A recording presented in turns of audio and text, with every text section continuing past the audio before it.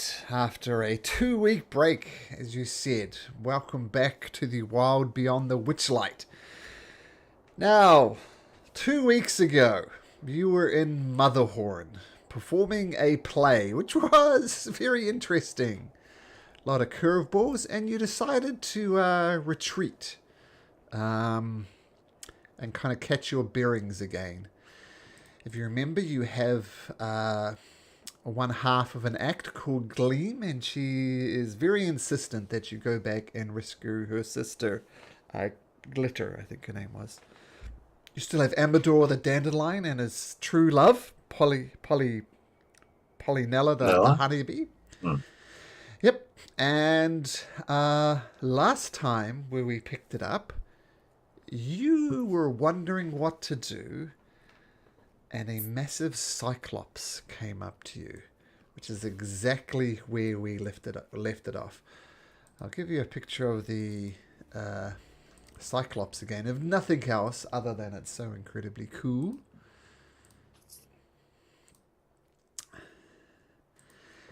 And he sees you, and you obviously see him. He's got some bees buzzing around him. And he says,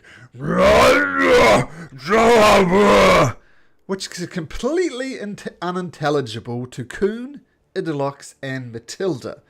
Astraeus, you perfectly understand it. Because you speak giant, correct? I do. Yes.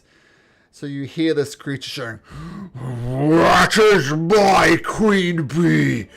Give me back my bee!" And you see Amador immediately bring out his rapier, and Polynella the honeybee immediately swarm behind him. And while it's obvious to everybody that this creature is angry and obviously wants the honeybee, but you don't understand him, but it's obvious what his intent is, Amador immediately brings out his rapier and says, "This cannot stand. If I must die this day for true love, then so be it. But you will not have this honeybee this day." Mudlump doesn't understand him either. And he starts marching forward. "Give me back my queen bee!" What do you do? Panic. Should we run? I think we just need to make sure everyone can get away. Give back my honeybee! I'm gonna. I think I want to cast Entangle. Oh yeah. Boop. Boop. Yeah, I'm gonna cast Entangle around just at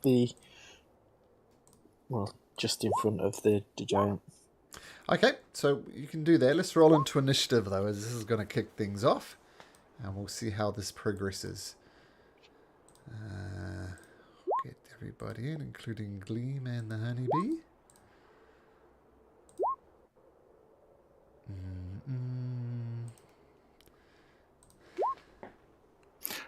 Could you just repeat what he said when the thing that Astraeus understood that we didn't?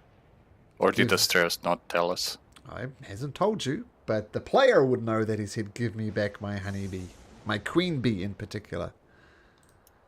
Okay. We all know what he's here for anyway. Yep. Polynella's told us before. Or not Polynella, the dandelion. Amador. Yep. Amador.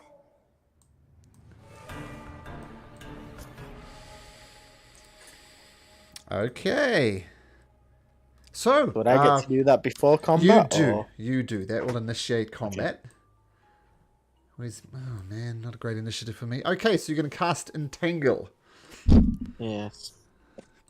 Okay, let me... I'm sure a giant would probably easily get past 16 strength, but... So well, let's see if it gets a save first. 16 strength for Mr. Mudlump.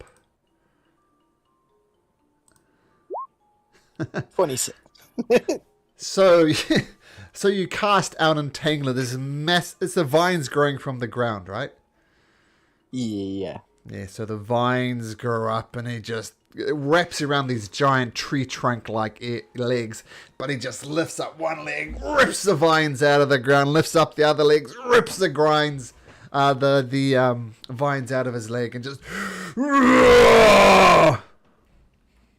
Okay, so that was the action to kick it off. Coon, you see the giant just break free effortlessly. It rolled a natural 20, by the way, on its strength save, so I'm going to give myself a yay. It was alright with the 26 then. Yeah, 26 on a strength, so no effect. The Coon! Giant's angry, being attacked, kind of.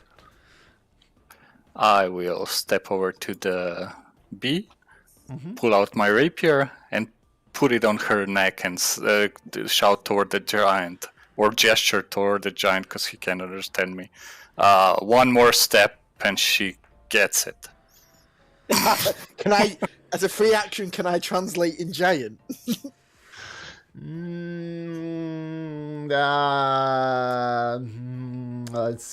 Sure. As my reaction. Sure, I think that's fair. Reaction. So you react and translate instantly in giant.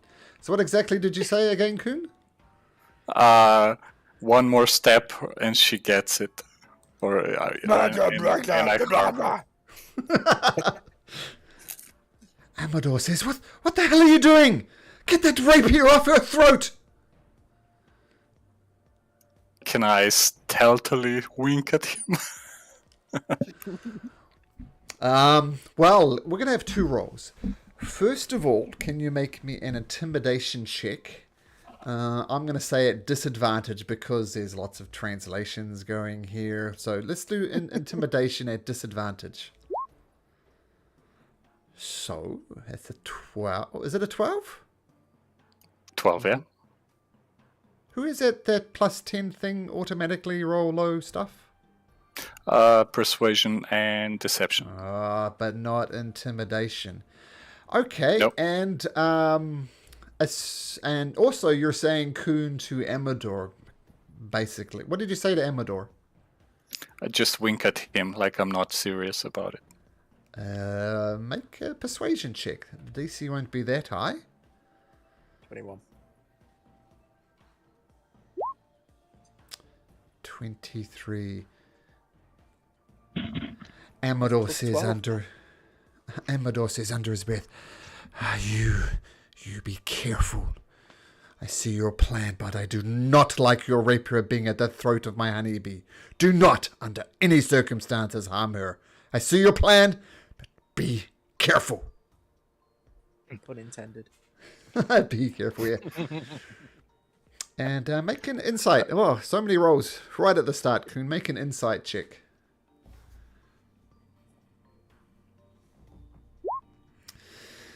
The Cyclops understands your threat, and it makes him all the more angry.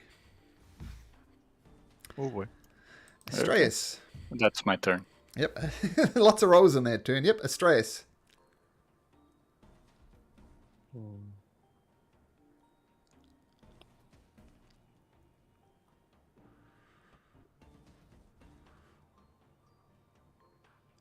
I don't get to decide what comes out of conjure animals, do I? Nope. You get to specify the DC, though.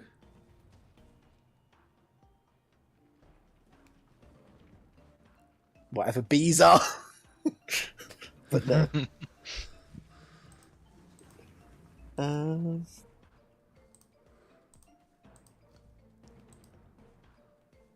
Can I ready another entangle? Sure. Under what condition do you cast Entangle? He gets next to one of us. Or he gets near one of us, like within, let's say, 10 Okay. feet. All right. So, and don't forget that if the spell doesn't go off, you waste your spell slot. That's fine. Yep. And I think technically you're also concentrating. So if someone broke your concentration, it would also fail. But I don't think that's going to happen. So, okay, Astraeus gets his spell ready. And the swarm of bees, the one to the south. What's their movement? I'll just tell Matilda to hex him somehow. Okay. Buzz. These buzzy bees come and start swarming around you. It actually starts swiping them across. They can't get there and attack, but they do get right next to you. Amador says, Polynella, flee! Flee, I will protect you, my true love. Bzzz. Polynella retreats. Matilda. Right. I'll follow Astray's advice and step around. And I'll use my bonus action to hex him. And I'll hex his strength skill. Ooh, good idea. Okay, so he is hexed, and his strength score will be at disadvantage. Okay, so your symbols appear on him. He's hexed, making him a much easier target. And I think hex is technically concentration, right? Yes. Okay, so put one of those on. But hex appears. And let's see. Yeah, I'll toss an acid vial at him as my action. Okay, make an attack roll.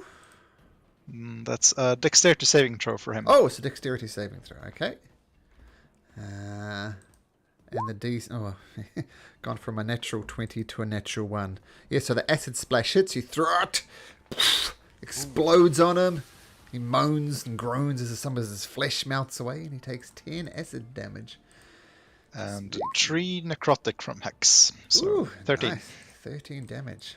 Good start. So, if he wasn't angry before, he is absolutely furious now. In fact, he's got this... Stay away from my friends! He's got this beekeeper's hood on, and some of the acid goes there, and his beekeeper's hood kind of gets dissolved a little bit, and some of it goes onto his face. Make him even more unpleasant. Do you move, Matilda? Yes, he's gonna just stumble backwards in fear. Yeah, how about so? Yeah, that's my turn. Okay. So, Gleam.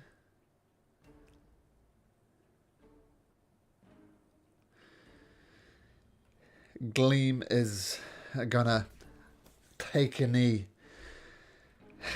and say, Mother of Light, I pray to you now. Change this creature. Turn him against. I need to get to my sister. Please, blessing upon the moon. Blessings from the moon. Blessings from the light. And she's going to make a ranged weapon attack. And...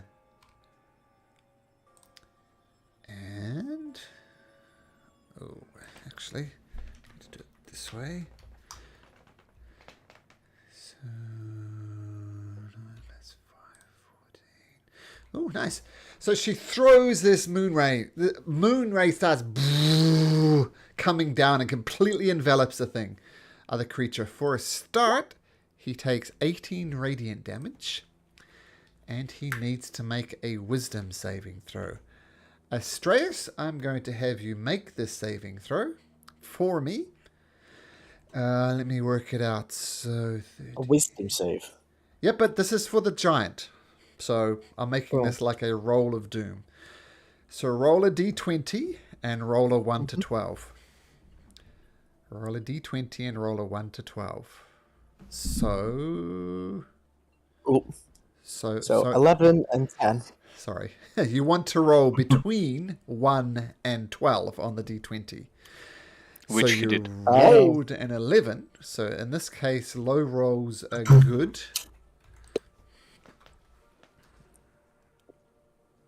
And the giant vanishes from sight, and in his place appears a bat. Oh my goodness! It worked! Oh my God, we should run now! And she stakes off 1, 2, 3, 4, 5, 6. Idylix. I think I need a quick recap of what happened. I think I left like 10 minutes earlier last time Okay. because of some hotel moving Sure. and stuff. You did. Yeah, we basically managed to find the unicorn horn. Okay, cool. And stole it from this darkling woman witch who was at the first witch's house. Oh yeah. So she probably had it, stole it, and we got the hell out of the theater, and we're a bit ways off from the theater now. I We just walked assume. down sort of the path, the path that led all the way up to the castle. Yeah. We got to the bottom of there, and then this giant came up behind us. Oh, okay, Yeah. yeah. I see. Okay. And we know that this giant is after Polynella. Yeah. Okay. Cool. I assume we haven't had any rests, long rest or short rest, just for asking. No. No. Okay. I see. I don't think I have any good solutions to anything to be at the moment. How Running, spend a lot of running is a my good solution. yeah, I think so. Should I use my last 3rd level spell to do something? Pick up the dandelion and run.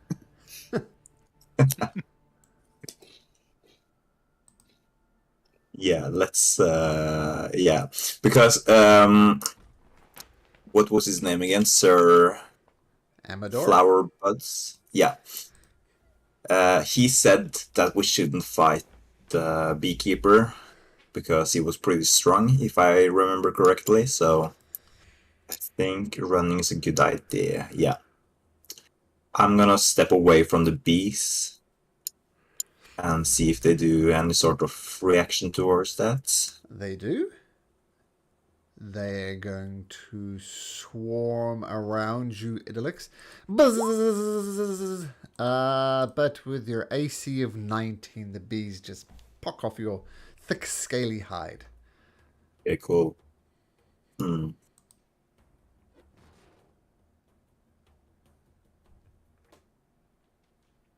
Yeah. Okay, cool. Bye. I'm gonna run. And I'm gonna use my dash option as well to run away. Okay. Amador is going to do the same. There's 30 feet of movement.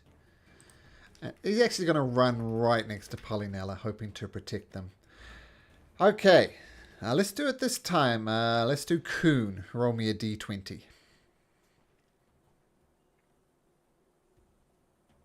Oh, the swarm of the... let me think.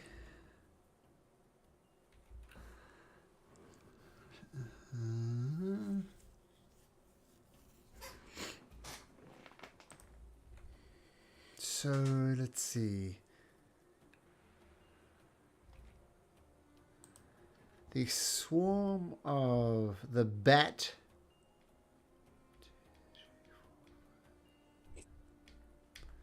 flies over to there.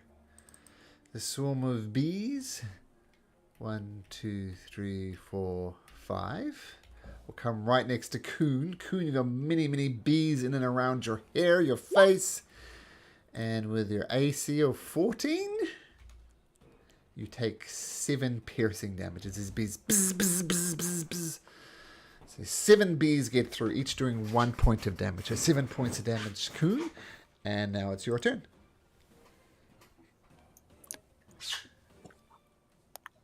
I tried to be your friend, but that stung. I'll just dash after the others.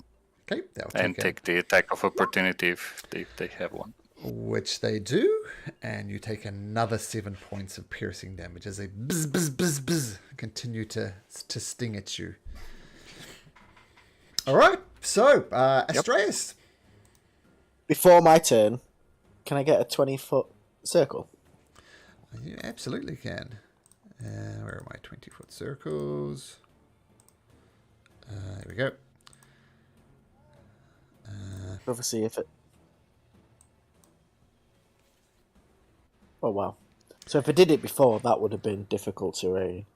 But I'm just gonna let that one go off just in front of me, just there. Which I know is not going to do anything because they're flying right now. But in case he turns back. Okay, so this is... What spell is it? It is I'm just Entangle? letting off that entangle. It's going to be used anyway, so it will just make that difficult to read. Okay, cool. Boom. Okay. On my turn.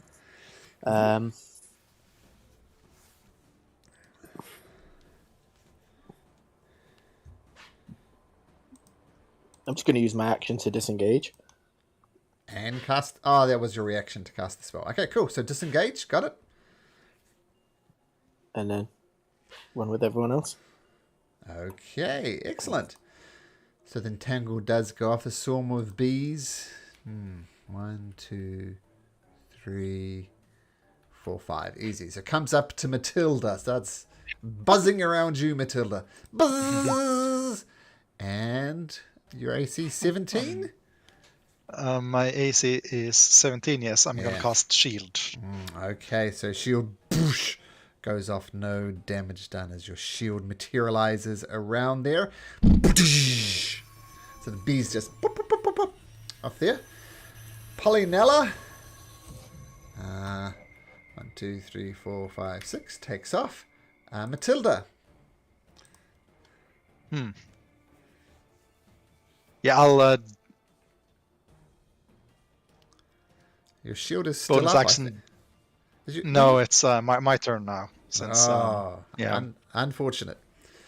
yeah, Okay. I'm just gonna bonus action dash. I'll take the opportunity attack. Rolls a 6, so Just- easily avoid the bees. Yeah, just bees. Run away with the others. Gleam says, we have to be careful that the spell could fail at any time. Lady of the Light, protect us. Ah! Takes off. It looks. Well, yeah, let's keep on running. Okay, so you're going to take the dash action by the looks of things? Yeah, I'm gonna go as fast as possible.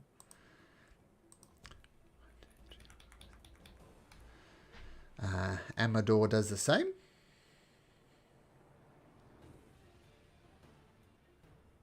Okay, it looks. Roll me a d20. Roll low. D20. Still high. Not highest, though. Not high enough. Giant. You see the bat disappear and warp and twist, and then Mudlump appears. But that is, I think it happens at the end of his turn. But let me. Yep. So that's it. He transforms back into a huge giant, and that's his turn.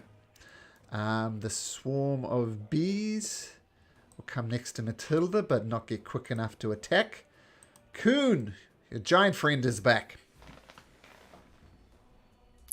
I'll just dash again, like as far as the map will I'm going to have to expand this map again, aren't I? Here we go. take me. Nice and big now.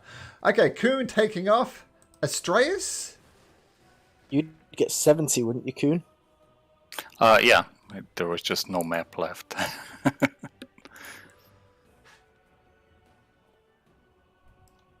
Look at me, I'm the fastest. Gonna do what everyone else is doing. All right. Dash. Yeah, I think most of us should be like over here as well, to be honest. At least it looks he's using 2 turns to run. You'd be So- at the same as me, Deluxe, I think. Yeah, I think I started here, and 30, isn't that 60 feet plus 60, Yeah, but- so 120 feet, right? 2 turns of running with dash. Yeah. Yeah, let's just do it like that. Wow. Okay, Pollyanna takes off, so Yeah, yep, that looks about right. Cool. Bees go. Matilda running. Yeah, action dash. So I'll take the opportunity attack. Okay, another swarm of bees. Buzz. They miss 5, so you just dodge them. Okay, Glean. Let's see.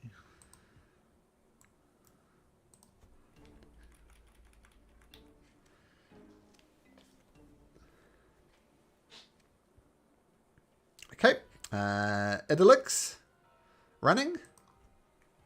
I think I'm gonna try to cast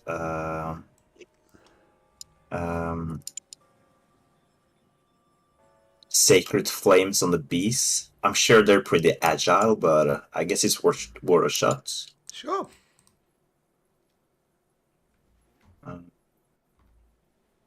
Oh, that's damage. Never mind. That's not. Yeah, they have to make a saving throw. Yeah, that's how it goes. Yeah, never mind the damage. Oh, no, well, it hits. And, Really? yep. 15? Yeah, they rolled a Okay. 4 on the dexterity. They are quite dexterous, but not that Okay, dexterous. Yeah, so your sacred flame erupts on top of them, and so many bees go down. More than half of the bees are instantly incinerated by your sacred flame spell. Well done. Okay, that's good. just- That's good. I gasp and go, "You monster!" What are you talking about, Astreus? Says Amador.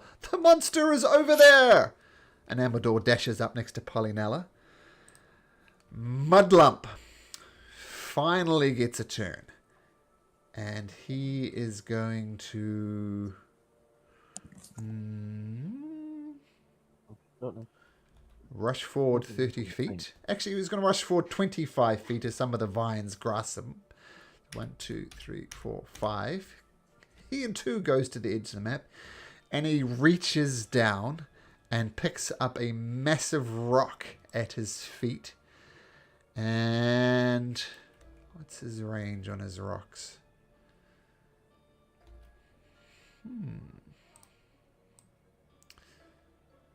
Gotta be Astreus, but it's gonna be Astreus at disadvantage. So he picks up a rock, hurls it, and at disadvantage he rolls an 18. Does that hit? Yeah, anything hits me. So massive rock in his hands. He puts it in 2 hands, hurls it straight at you. The bees swarm conveniently out the way, and it clocks you right in the face for 26 points of damage. 26. And the giant says again, "Give me back my queen or face my wrath!" That's his turn. Didn't move as far as he could thanks to the entanglement. The bees, 1, 2, 3, 4, 5, 6, 1, 2, 3, 4, 5, 6, come up next to Matilda, but not close enough to attack. Coon. I will step 5 feet closer to the giant, Okay. just to get him within 60 feet. And then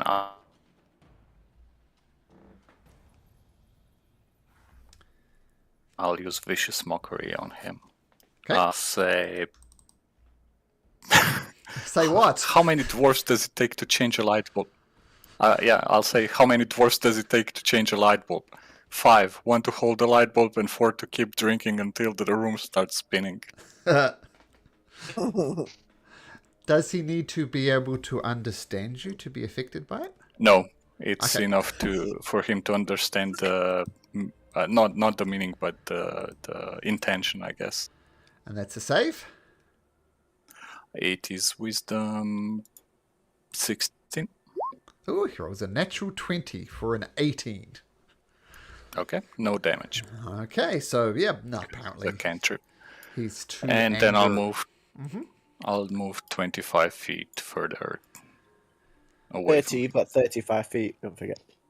Oh, But I he keep moved- forgetting it's 35 feet. But Thanks. you moved 5 feet closer, right? So take that into account. Yeah, 5 feet left and 30 feet right. Cool. Makes sense. Stress. Big rock to the face. What do you do? People used to throw rocks at me all the time as a kid anyway. Not that big, That's surely. just a big bird. They used to throw themselves at me. Anyway, I'm just going to keep running. Okay. Swarm of bees. Buzz, buzzes over next to Matilda. It's going to bite. There's not nearly as many of them now. There rolls a 16, so you manage to dodge them out the way. Probably because there's not as many. Polynella. 1, 2, 3, 4, 5, 6. Way to the edge of the map. Matilda. Yeah, seeing as these bees are so nicely stacked up next to each other, she's gonna throw out a couple of acid vials and spray them out in front of them. So they need to both make a dexterity saving throw. Okay. Actually, what I might do before anything, this is getting a bit silly. I'm going to select all of you guys. And move it. Oh, that wasn't everybody.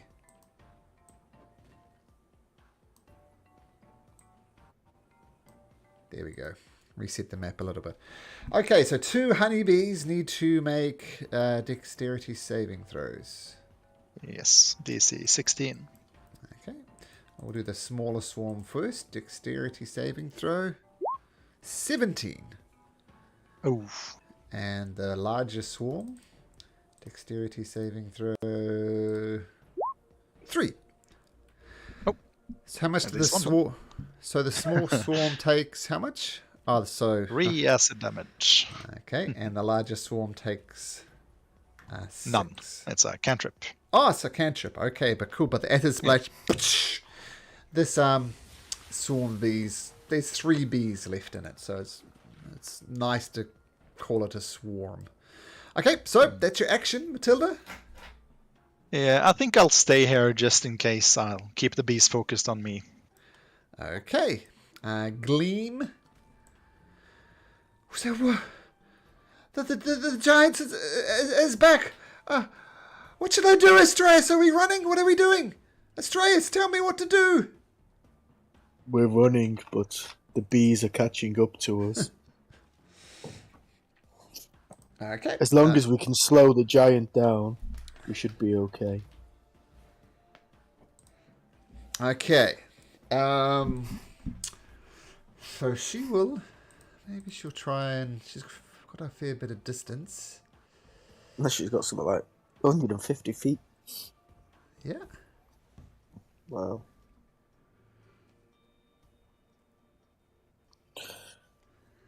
Okay. Can't do that. She'll hold her action. If the giant gets within range of a thing she can do, she will do that thing. But too far away at the moment. But she's feeling safe. Just kind of hides underneath the rocks. Idylix. Yeah. Range. I'm gonna keep on walking some more until... Yeah, I'm gonna walk another 30 feet. Okay. So to the edge here. And I'm gonna try to cast Spike Growth. Yeah, well within range. Cool. Yeah. I think, yeah, 20 feet radius. I don't know if it's a spear or what it is. Maybe it's just the tiles. What do you mean? What comes out the ground?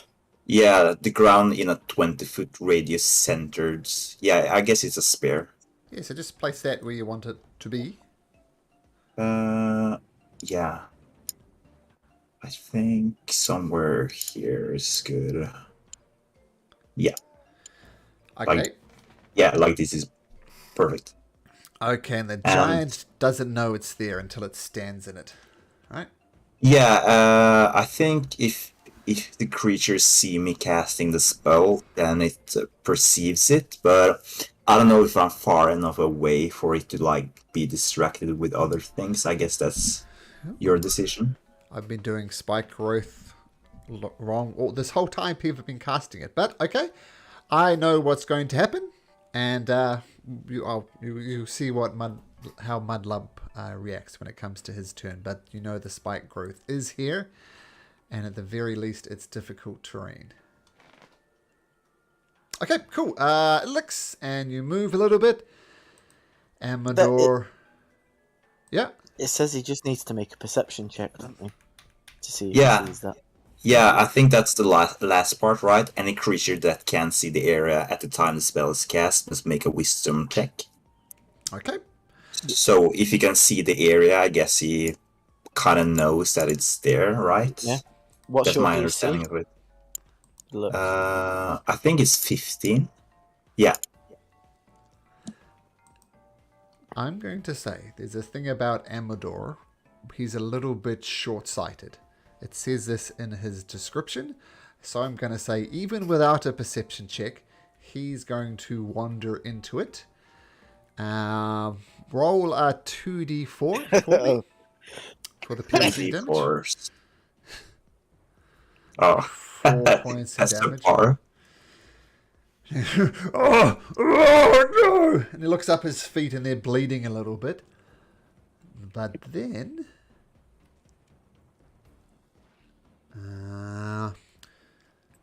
gotta just check these rules.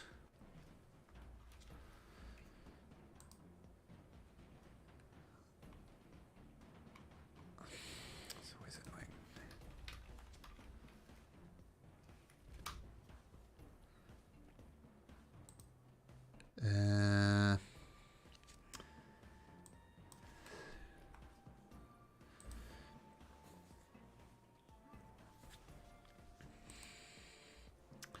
Okay, so he gets these things in... Oh, wait, I didn't do that right. He can... So this is what's going to happen. He gets in there. He gets rocks in his feet, spikes in his feet, and he doesn't like it at all.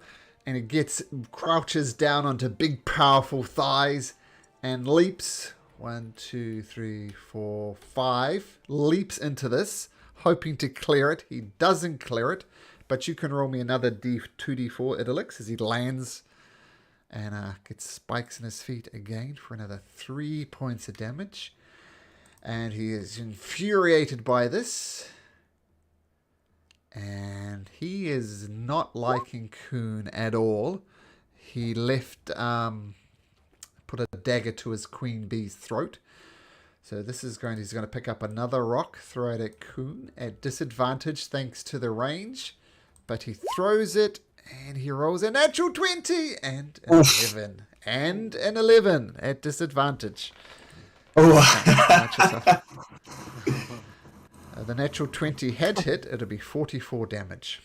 Oh my god. So perhaps distracted, he didn't quite get the balance right on his throw and it just crashes wide. Okay, but Mudlump is still in the spike growth. Swarm of bees will attack Matilda. Misses. You're very good around bees for some reason, Matilda. Kuhn.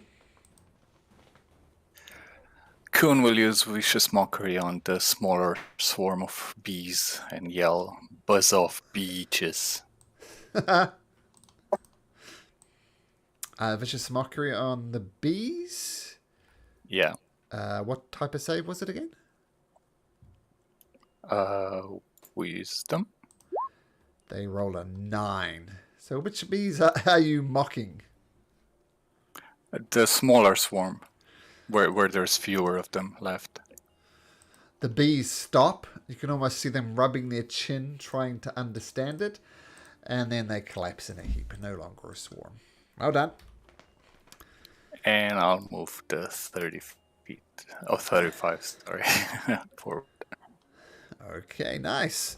Vicious Mockery. Don't know how you mock bees to death, but you did. Oh, there's a Vicious Mockery spell. Okay, cool. Strauss.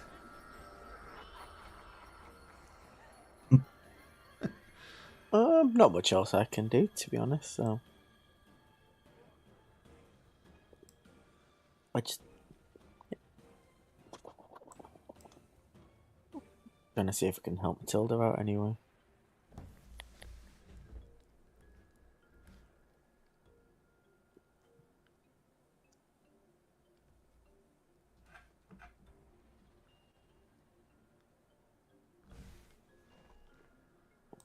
I'm going to cast Enhance Ability Okay. on a Cat's Grace. So the target has advantage on dexterity checks. Also doesn't take damage from falling. Oh. Well, That's just on Matilda? Yeah. Oh, wait, it has to be ranged touch. I can't touch her. Never mind. Oh. No, I'm just going to keep running. Sorry, Matilda. That's okay. Not as if Matilda has a swarm of bees around her and a giant rapidly approaching. Well, Okay. she needs to run. It's her own fault. Okay, so Astraeus just taking the dash. Pollyanna 6 takes off again. Matilda. Still concentrating on Hicks. Yep. She's going to move away from the bees, so 5 feet. So the Take the bees will opportunity. try and bite you. They roll an 18. That's a hit. Okay, so 5 points of damage and a Constitution saving throw, please. Yep. Okay, so you maintain concentration on Hicks, so you're good. But yeah, 5 points of piercing damage. The bees finally get through your defenses. Yeah. Ah! Scream. And. Huh. Will I do it? Yes, she will. She'll grab apple pie from her component pouch and just toss it in the general direction of the giant and cast Nathair's Mischief.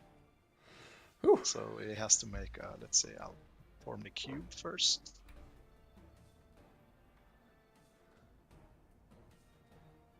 There. Let's say. Okay.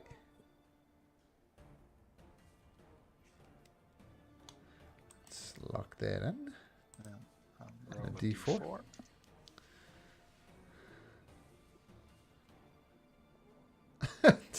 Okay. So wisdom saving throw.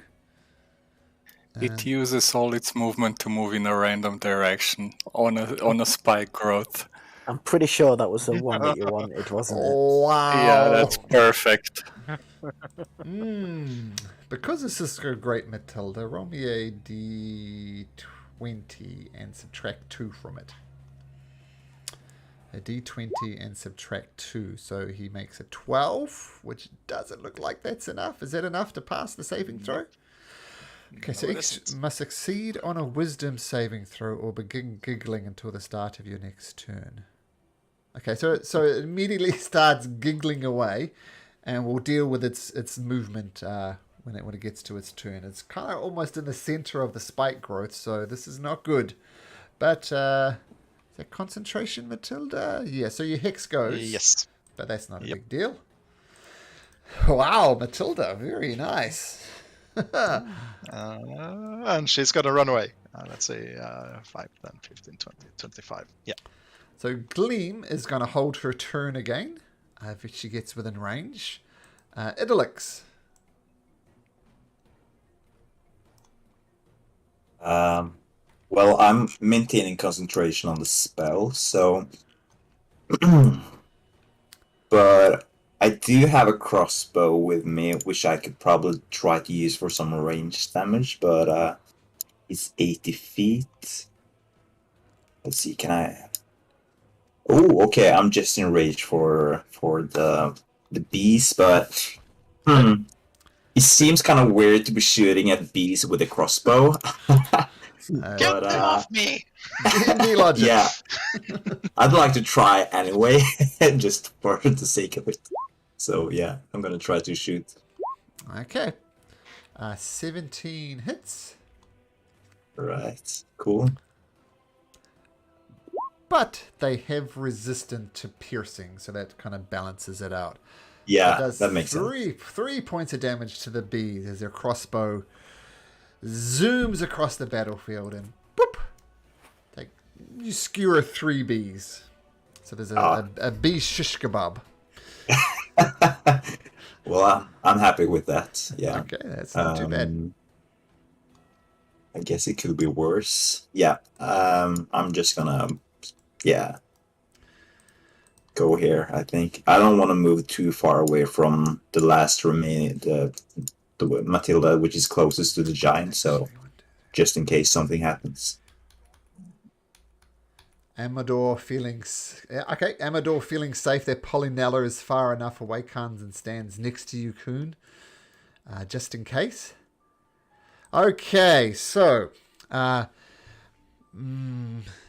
and uses all its movement to move in a random direction. So it has 30 feet of movement.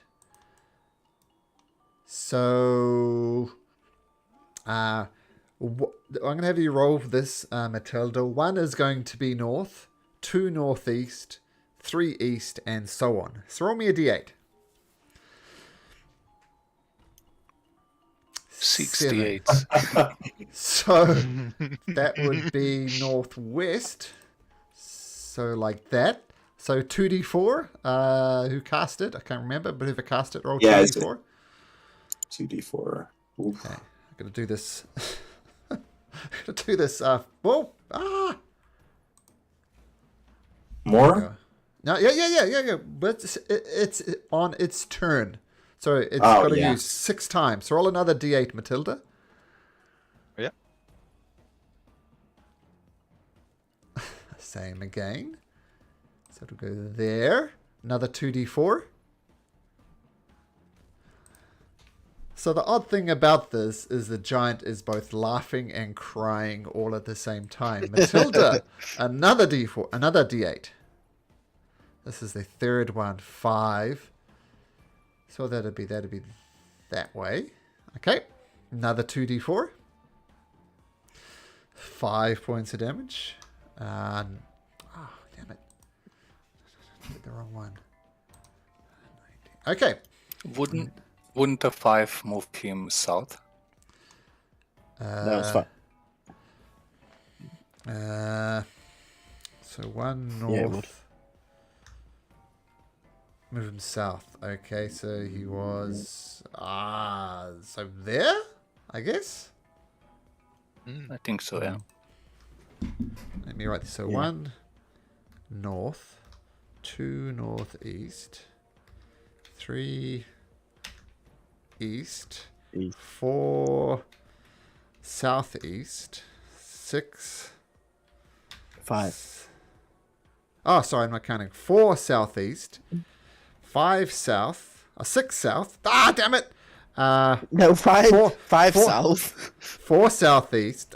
Typing it wrong. 4 southeast, 5 south, 6 southwest, 7 west, and 8 northwest. Northwest. Okay, type that out. Okay, there we go. Okay, Matilda, one more. Actually, 2 more. Yep. 6, so that would be south. So another 2d4. West. Oh, 6. No, 6 is... What is 6 wrong? is southwest. Damn it! So we'll move them just 1 to the west. There we go. 2 more damage. 2 more. And 1 more. And a fine. So 2, looking at my chart, because I'm getting so confused, is northeast, which is perfect. So 1 to the north, 1 to the east, and finally, 1 more 2d4, Idylix. Oh yeah, sorry. Oh my god. 8, nice. I guess that counterbalances the 2 ones. So It yeah, does. cool. So the giant just runs around and laughing hysterically, rolling around, getting pierced and pierced and pierced again by it. Wow, Matilda, well done. That was Actually, perfect. he only moved 5 times. There's 1 more movement. Oh, is I it? think. Sure. Okay. 1 more then. If he Oh, yeah, has 30 I feet, rolled, I think he. He does have 30 feet. Yep. So there's 1 more. Sure. Another D8. Oh, the Yeah, 1. That was the roll- 1. yeah. Looking at my chart, because I'm so confused, that's a step to the north. And a final 2d4. Another 8. Wow. Giant, crying, bleeding, not happy. But that's his turn. I Amazing. feel really sorry for him. Yeah, that's a total of 45 damage just from the thorns. Like in total. Great, That's pretty great good. spell combo. You got a little bit lucky with the 3, of course, but that's fine. He's just screaming and roaring out in pain and laughing all at the same time. But the bees come and attack you, and it's with a 22, Matilda. Can you do anything about that? Oh, I'm going to shield. That's Shield? not enough. Not enough. I already said a shield, but it's gonna hit me. Okay. So if it hits you for 7 piercing, and make a Constitution saving throw.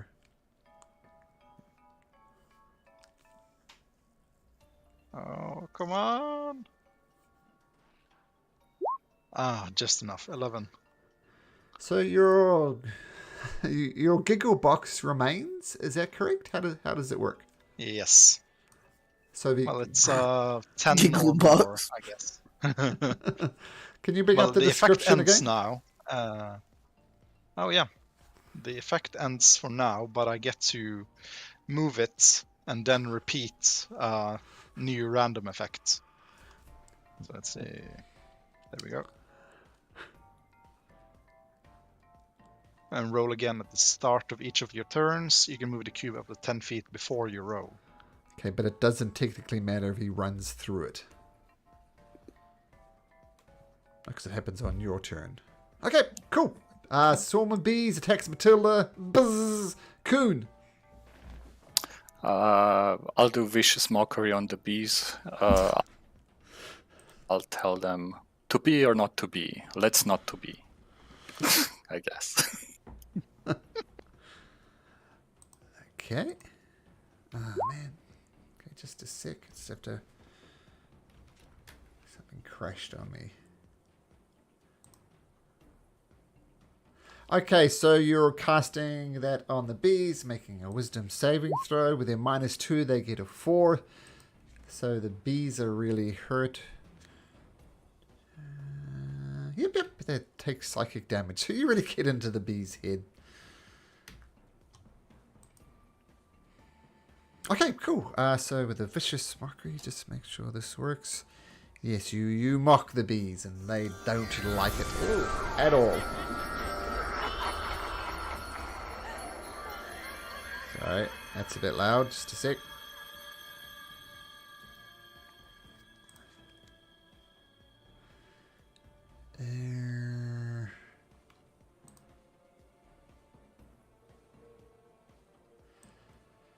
Okay, sorry. So the vicious mockery mocks the bees. It was Coon's action. Astraeus.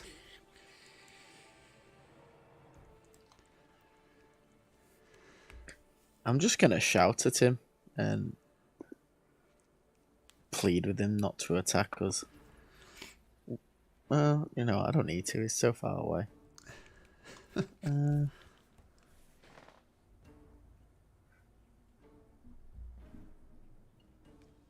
No, I'm just gonna stand here. There's no point in me running any further. Okay, Polynella just buzzes around. And Matilda? Yeah. If you can unlock the cube, Oh, sure. I'll move it. Let's see, 10 feet, and I'll roll another d4 for a random effect. Hoping for a... Oh, Sweet Yeah! Oh my god! Wow. Another guy. random, in quotation mark, random effect. I'll roll another d20 minus Yep. 2. Mm-hmm. Oh, sweet Jesus. Poor guy. Okay, let's rinse and repeat. Matilda, D8. Well, that's on his turn. Oh, that's on his turn. Oh, Okay, yeah. well, we'll get there. Gleam is going to stay there. Idlix. Yeah, I'm gonna move backwards because I'm so fascinated by this. Yeah, whatever's happening actually. So I'm gonna go towards and just place myself next to Kuhn. Okay. And I think, yeah, the bees are still annoying, so I'm gonna try to use Sacred Flames on them. Okay. So dexterity saving throw for the bees. Dexterity comes out to a 5. So 10 radiant damage on the bees. 10 bees just kind of burst and decompose, and a lot less bees now, but it did not kill them. Okay, still happy. Yeah, and that's my turn. Oh, sorry, I was going to have Amador. 1, 2, 3, 4, 5, 6 comes up to help. Matilda. Just want to make sure he doesn't have 35 movement. He doesn't. So he gets right up there, but cannot attack. Mudlump. D8 Matilda. Yep. I'm going to copy my chart again because I'm still getting confused. Just roll 68s so we know. Oh, yeah. I'll just roll these. Okay, so 3 east, 4 southeast, 6 southwest, 2 northeast. Oh, not northeast that way. Northeast. 7 west. 8. My God. Sorry, 7. Then 3 is east. Okay, roll your damage. So that'll be 16. 12 d4. Oh, 12 d4. You're right. Well, 12 d4. All right, 12 d4. My God. So rolling, giggling, screaming. There's just blood all over this area. Just to show what the horrible thing you guys are doing, is just blood all over I feel this so area. sorry for him. That's 78 points of damage from the thorns. I think we might as well just finish him off now. Like,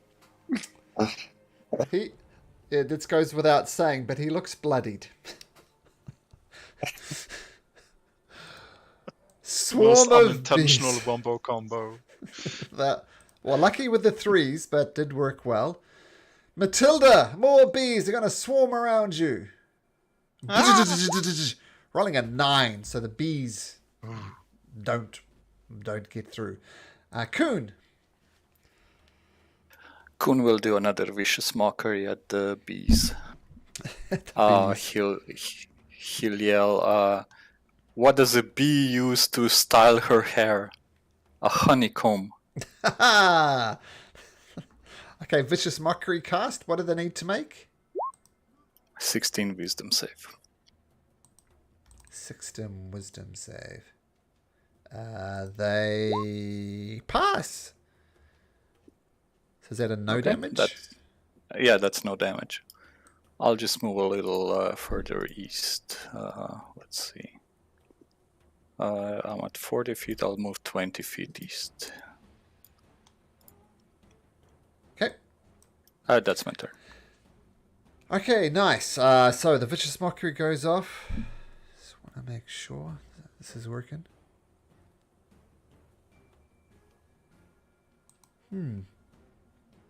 Okay.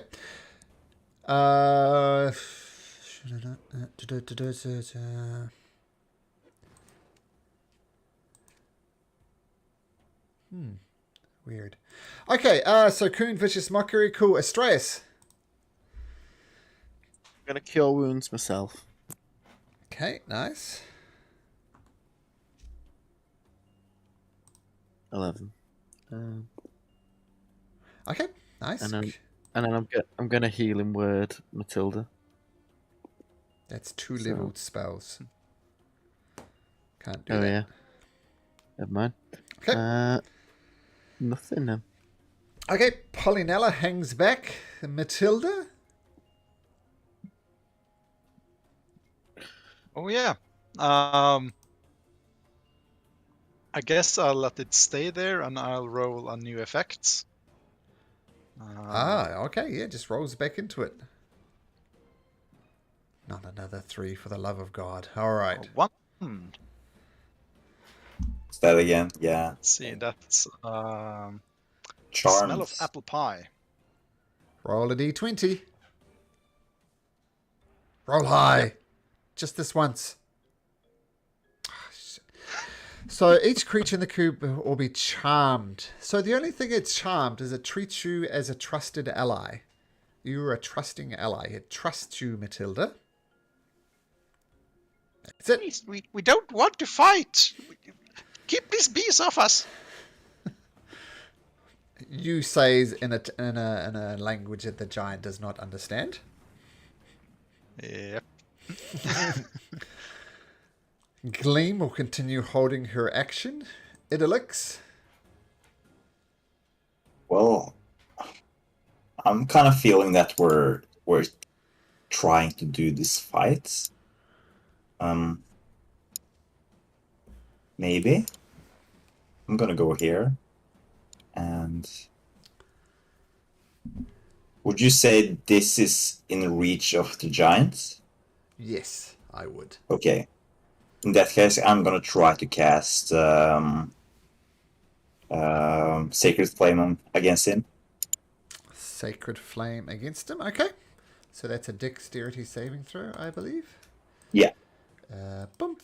Rolls a 10, so that will hit. So 9 points of Sacred Flame radiant damage. Okay, he's starting to look rough, but he is still up and absolutely seething with rage. Yeah, that's my turn. One sec, Okay. guys.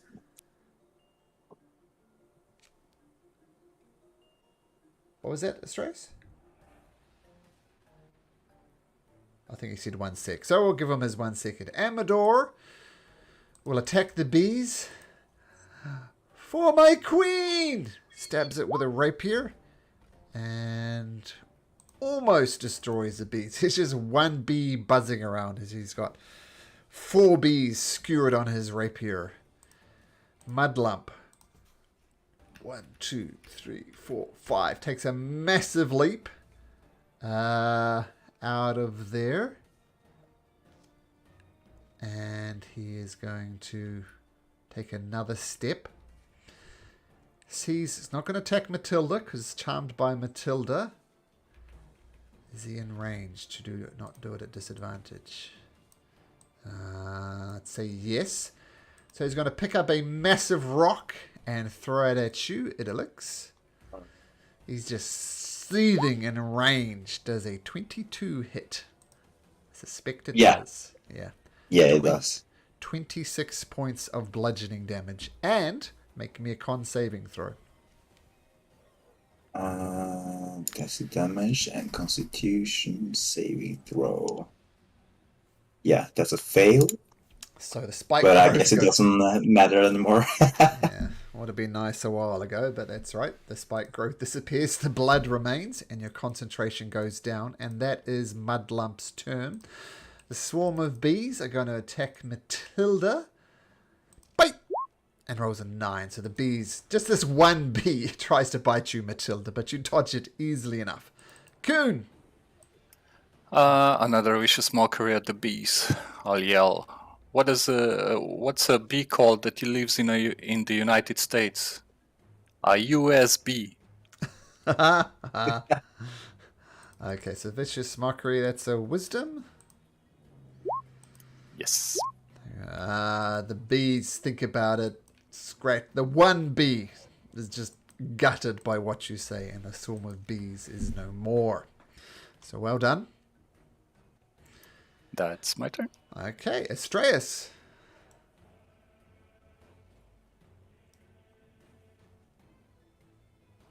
Oh, I think he stepped away.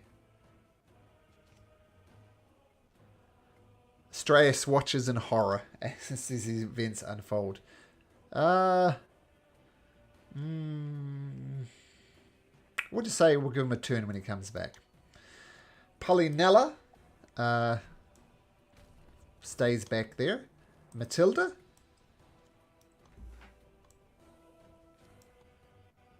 I'm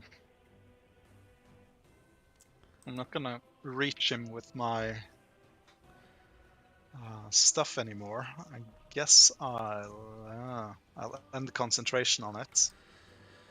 Okay, so the the giggle cube disappears. Yeah.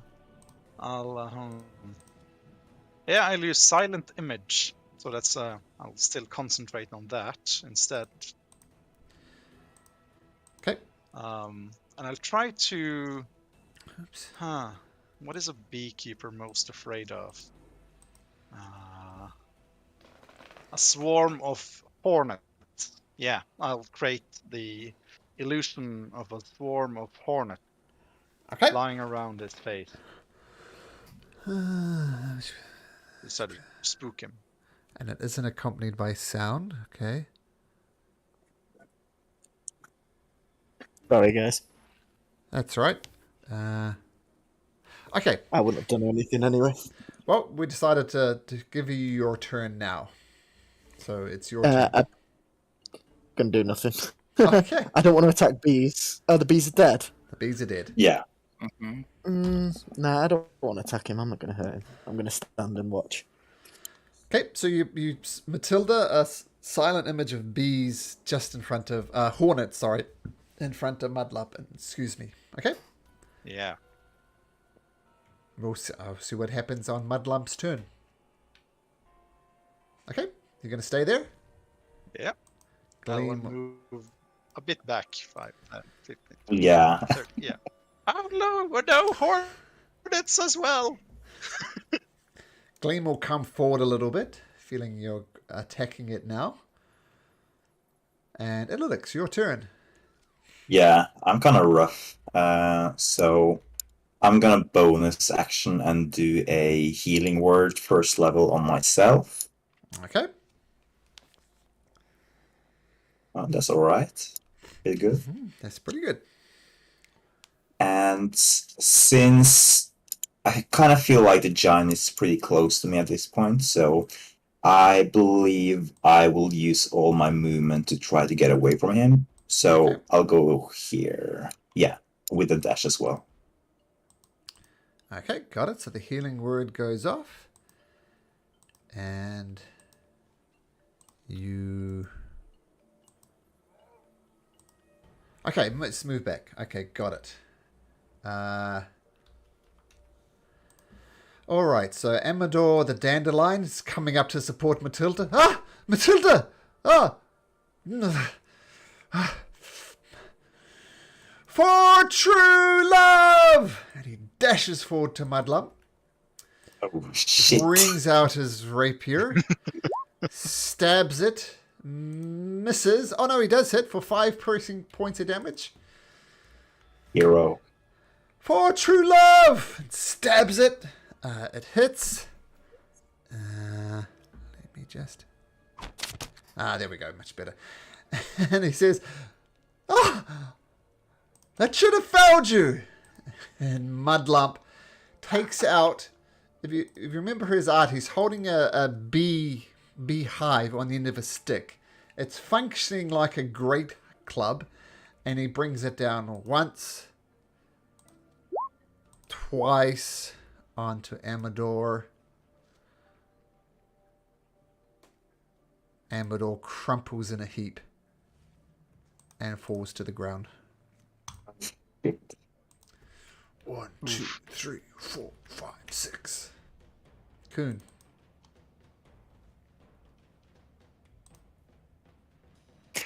I guess I'll move a little closer to be. Oh, I am within 60 feet. Then I'll just do vicious mockery at the beekeeper, and I'll say, I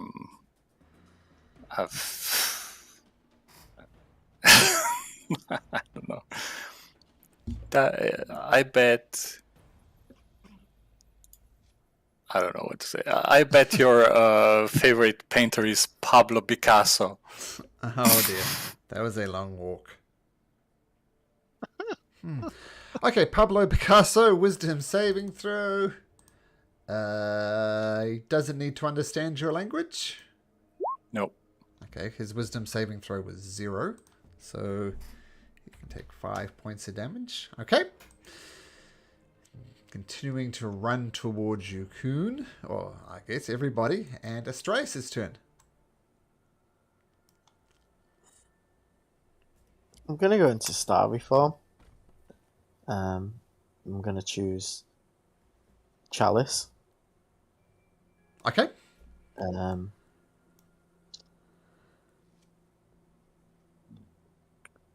going to... Who's the lowest health? Dandelion. Yeah, Amador. but it's pretty far away. Yeah, 100 feet. He was silly. It's his own fault. I've only got 60 feet. No. I'm going to Healing Word Matilda at second level. Okay. 10. And what does Chalice get me? I think you can heal an additional person within range. That is not target of the main heal spell, I think. 1d8 plus 5. Sorry, Adults, I'll get you next round. I'll do me 1d8 plus 5 with the So Chalice thing. Okay, cool. So I'll gain 12. Nice. Okay. Nice Starry So, Form yeah. token, by the way. Yeah, I heal 10 for Matilda and 12 for me. Thank you. Polynella comes screaming back. Matilda. How could I distract them?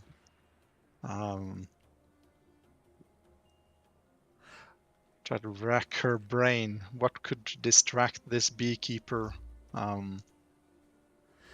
It didn't care about your hornets at all.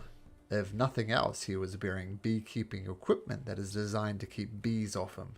Hornets, bees, same That's type of true. thing. Had no effect. I'm gonna create the image of a bee that is similar size, perhaps a bit larger than Polynella. A bit away from him in the, let's see, over here perhaps. Using silent image, making it look like a slightly larger queen bee to distract him. Look, there's another one. It's even bigger. I'm just gonna point at it. Okay. Okay. We'll get to that on his turn.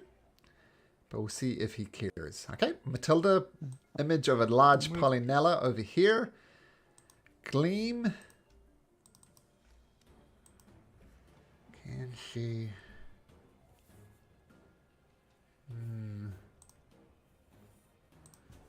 1, 2, 3, 4, 5, 6. 1, 2, 3, 4, 5, 6. She does a long arc around the Mudlump, hitting for Amador. Idolix. Yeah, I'm gonna do another bonus action and heal myself with healing words. Okay. Alright, cool. Starting to get some health back, that's good. And I guess I'll try once more to use Sacred Flame against him. Yep. That's you 60 can do feet, right? Yeah, that's correct. that. Yeah, So you let's can do see. that Oh, since it's a low. cantrip. Bad roll. Still, his dexterity's not great. So he does take the full point of 4 damage from your Sacred Flame. Okay, that's good at least. And I'll use my movement as well, and yeah, I'll go here. Okay. Oh. Okay, I'm going to roll something for Amador. Not going to tell you what I rolled though. Okay. Mudlump. So there's a big honeybee over there. Does he care about honeybees at this stage? A queen bee. Let me roll something for him.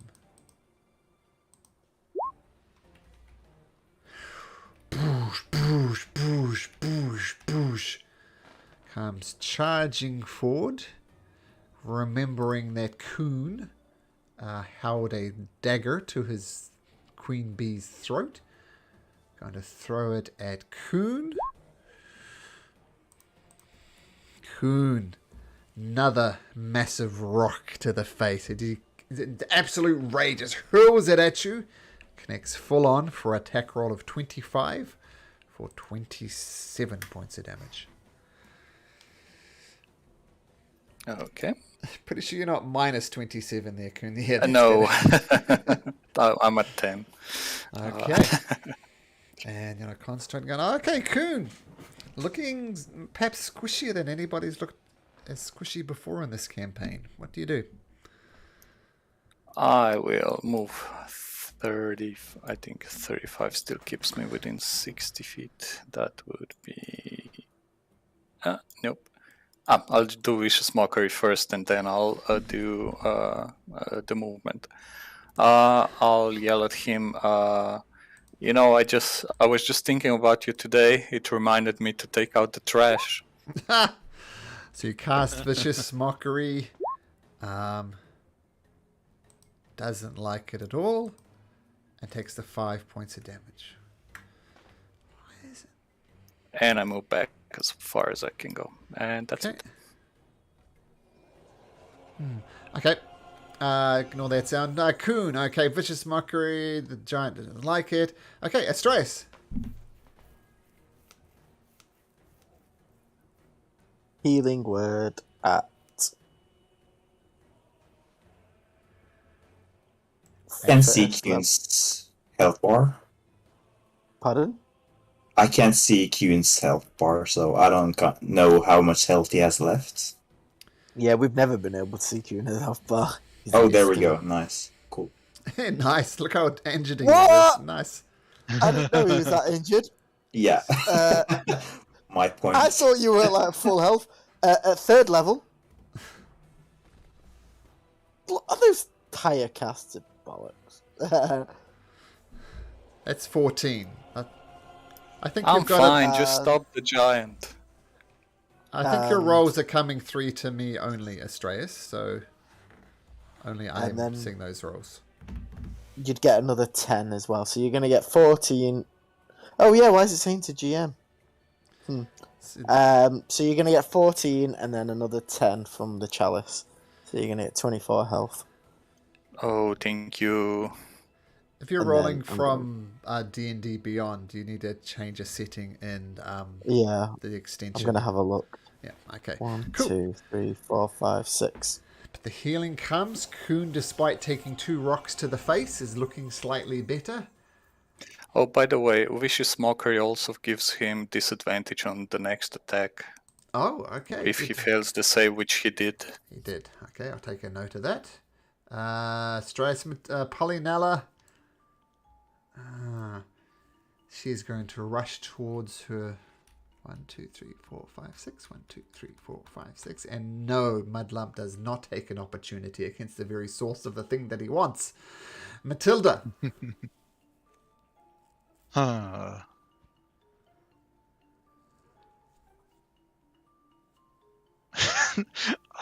Let's see. No, that's too far away, I think, to create the sound. Let's see. Oops.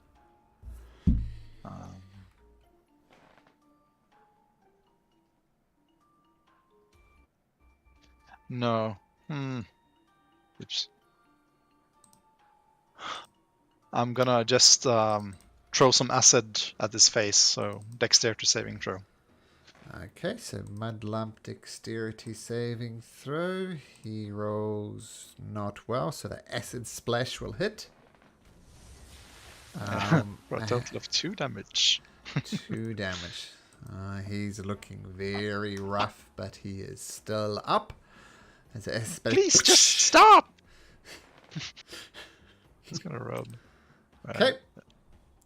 Yeah. And Gleam will come next to Amador. She's going to say, I can't stop the bleeding! I can't stop it! Idolix.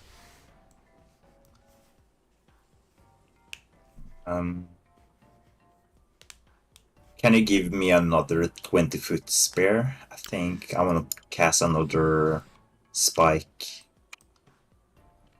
growth. Okay. There you go. Feel free to move that around. Thank you. And I will place that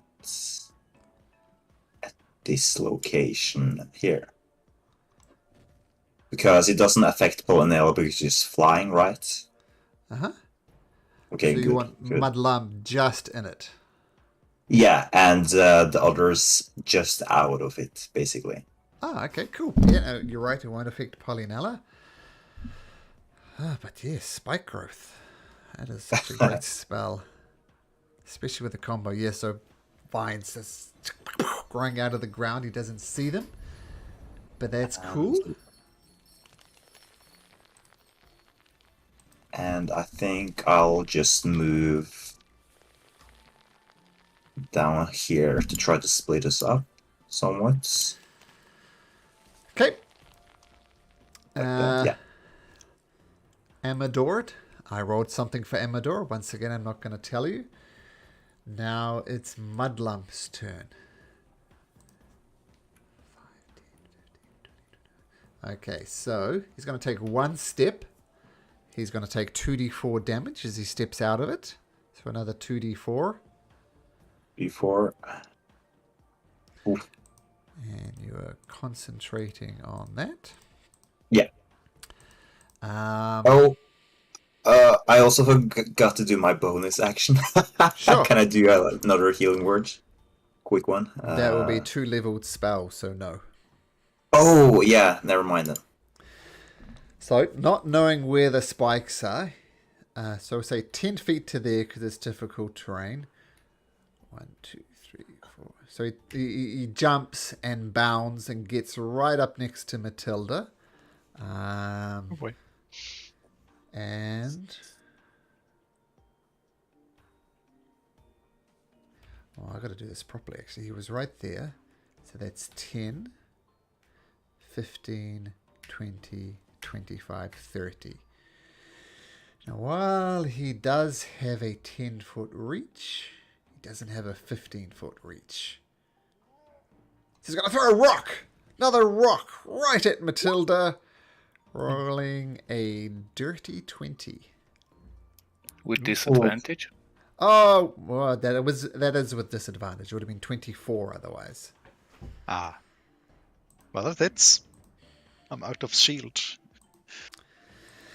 And Second level perhaps, well, you were concentrating on nothing now?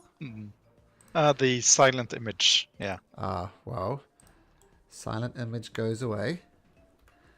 And Matilda, you take the rock full in the face and you fall to the ground, bleeding out and dying as you take 33 points of damage. And I see you're on 32, so 33. Is that the first How time? much health? 32! That's what the first happens when time you I roll got all the minutes, yeah. So, yeah, Matilda crumples to the ground, a broken little goblin girl. Coon.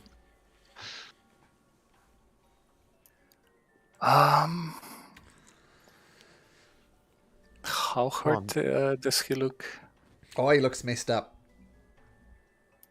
He seems to be Okay, held together by rage and little else.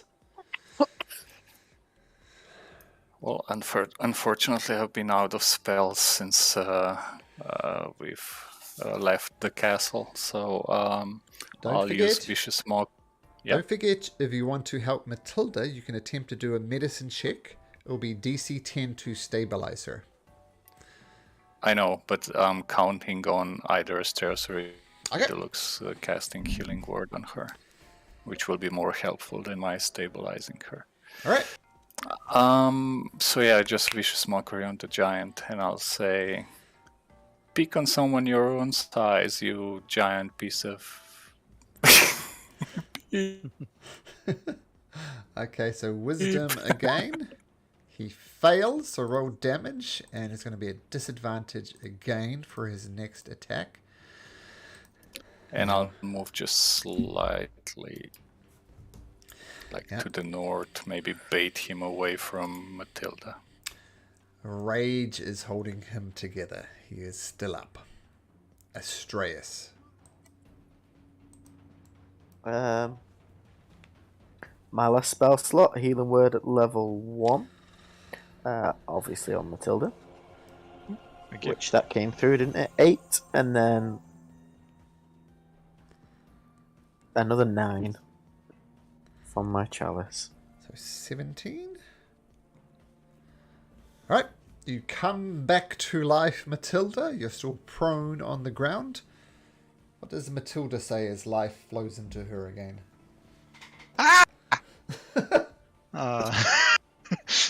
Coughing and sputtering. Ow, my face! And I'm now. I'm not. I think he's close enough now. I'm just gonna try plead with him. If he keeps attacking us, he will surely be the one that goes down, not us. Okay. As I said, rage and little more is holding him together. Okay, Polynella goes to her lover. Hangs out there. Matilda, you're prone on the ground with a giant. Your little goblin body is almost just bouncing on this ground as Mudlump is thundering towards you.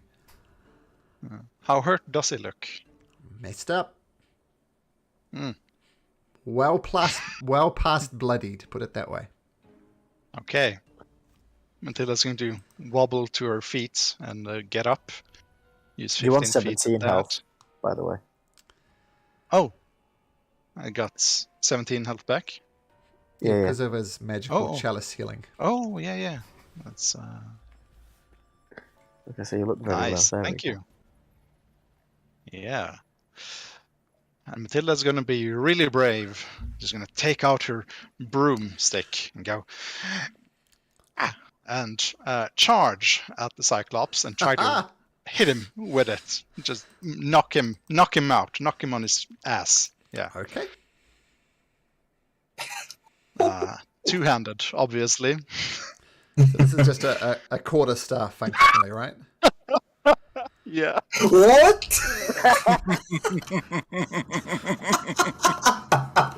Wow. Wow. This might be Nice. fun. This is how you sweep away the trash. Yeah. That hit. Did it come true? No. Let's I don't see. I I'm see the trying 20, to- but not the damage. Oh no, something's bugging. Let's see, I'll just roll manually 2d8. 2d8 minus 1. That's 12 damage. Wow. Matilda. Nice. Matilda. How do you want to do it? Oh, that's priceless. Yeah. Matilda's going to actually start scaring up, climbing on its body, and get right in his face, and just grab the broomstick and just shove it in his eye and poke his eye to knock him unconscious. Oh, okay. Well, are you doing it non-lethally? Yes. Okay, so he's on 0 hit points. He's not dead, and he's just lying there on the ground.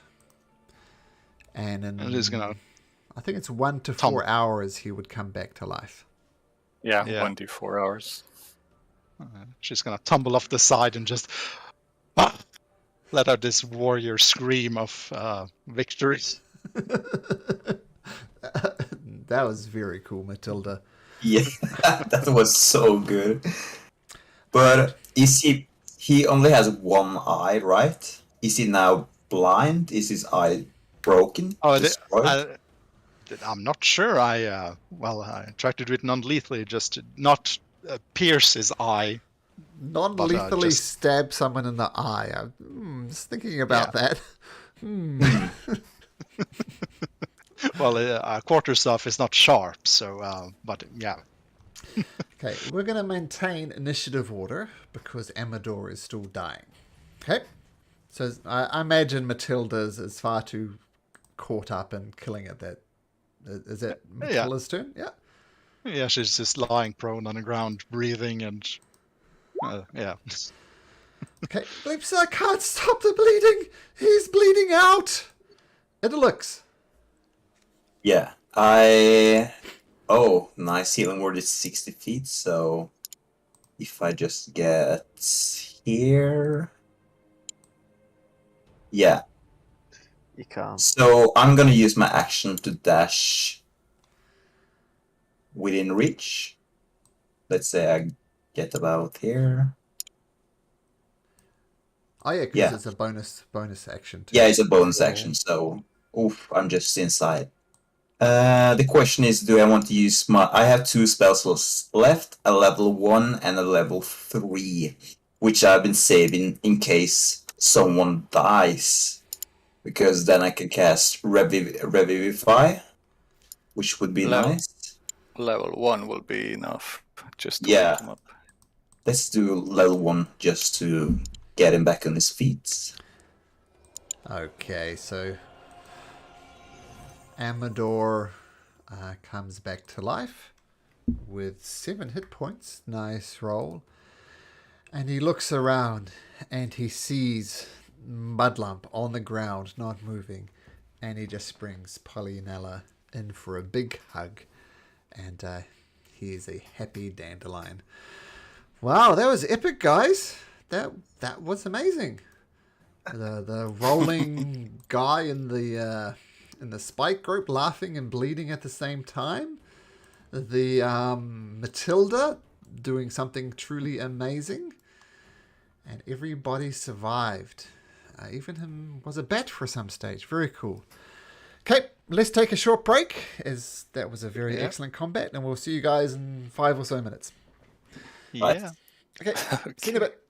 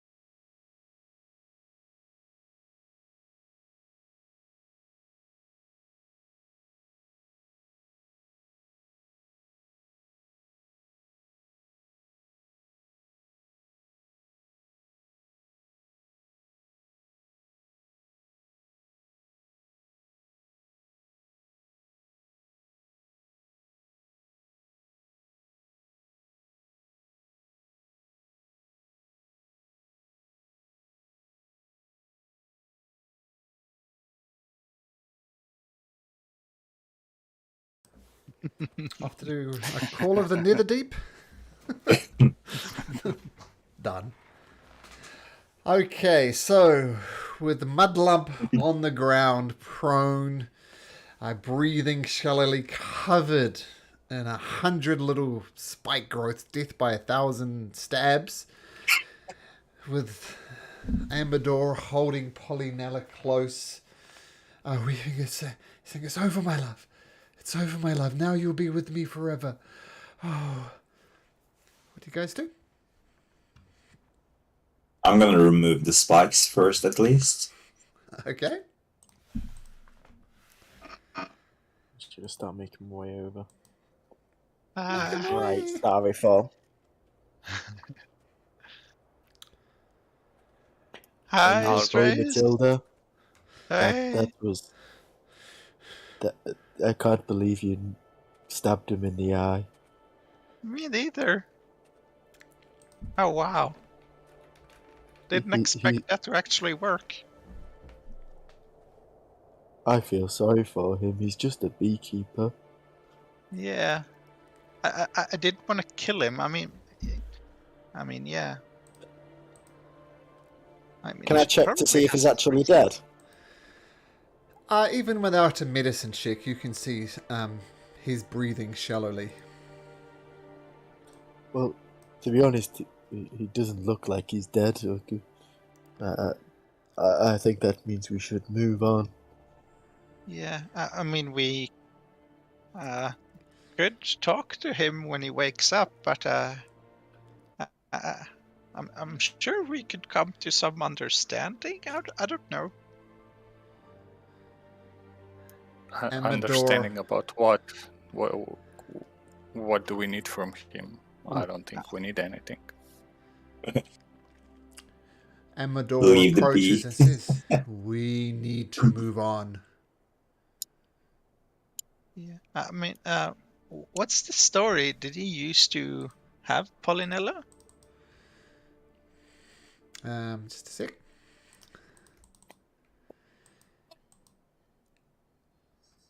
And she didn't like being with him?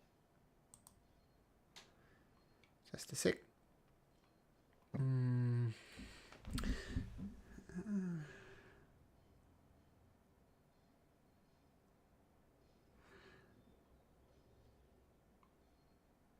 Just reading his backstory. Just a sec. I've forgotten it. Amador, he says, "Well, the bees. They like the beehives, but they fly far and wide, and Polynella wasn't so happy being there, and she wanted to take the hive away from her. So she fled, and she found me, and if you don't believe at love at true sight, that is what we had. We fell in love at first sight, and she vowed never to be, in her words, the slave of this beekeeper again. So that's why she fled." Is he mean to his bees? In the same way that a shepherd would be mean to his flock. I mean, it all sounds nice being a shepherd at all, but why does a shepherd raise the flock? So he can crate the sheep and bring them to the slaughter. Same type of thing. He used the bees to make the honey, but didn't treat the bees well at all. That's not true. Means to an end. In my tribe, we have lots of animals, and we don't eat any of them. Well, that is good, but I'm sure you've heard of shepherds that do exactly the opposite. They tend to their flock until they're fat enough to bring to the slaughter. Well, you don't slaughter bees. You get honey from them. No, let's just say he wasn't nice to the bees.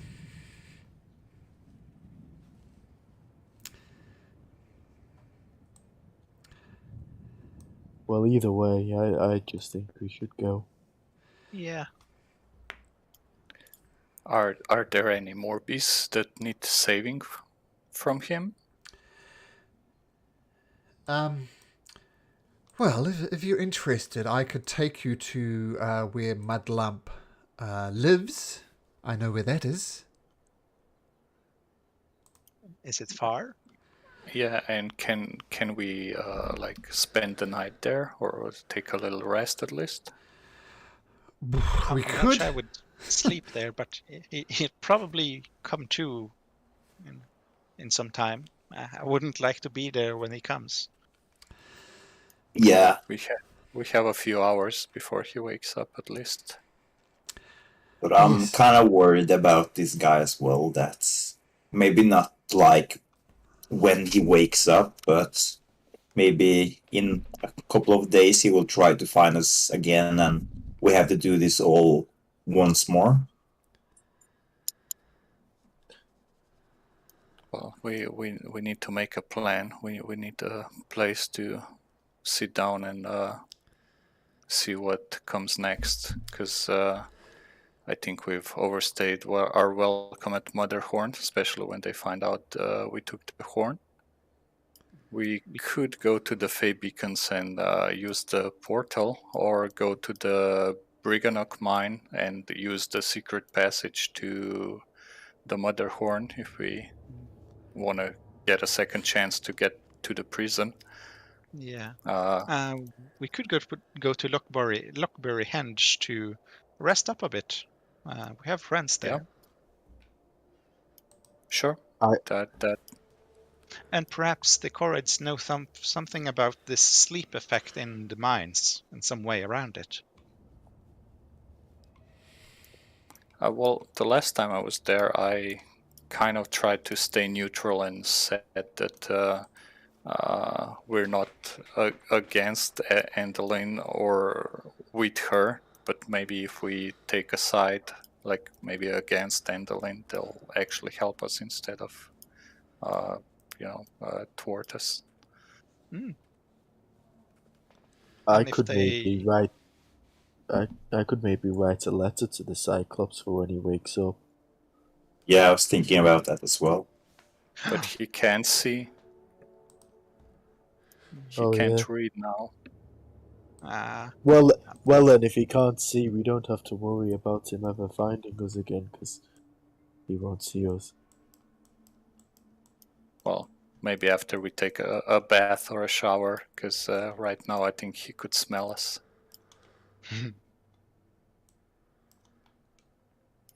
Shall we head for the hilltop then?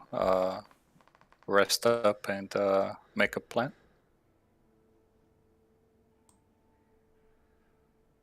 Yeah, I think we need to take a rest. Yeah. I guess the henge is the safest place we know here. Okay.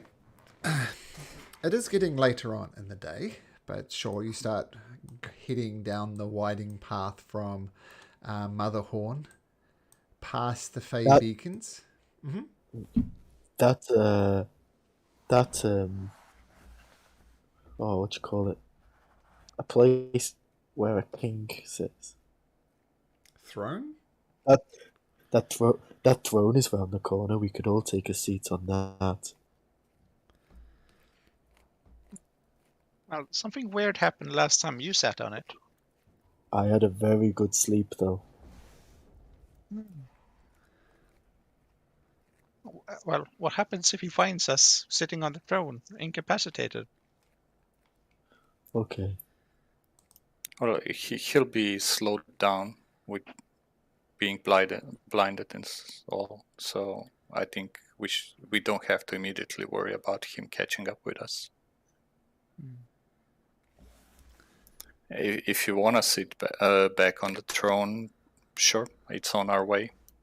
No, But it's if we want to okay. take a proper rest, I guess we should go to the henge. Yeah, let's go to the henge. Okay. So Okay. you continue your march towards the henge.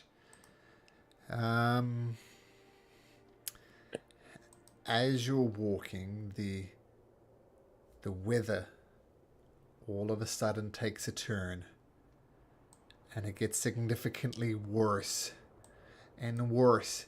And you see some of the this this cloud start forming up, and this massive tornado veers up, and you try to avoid it.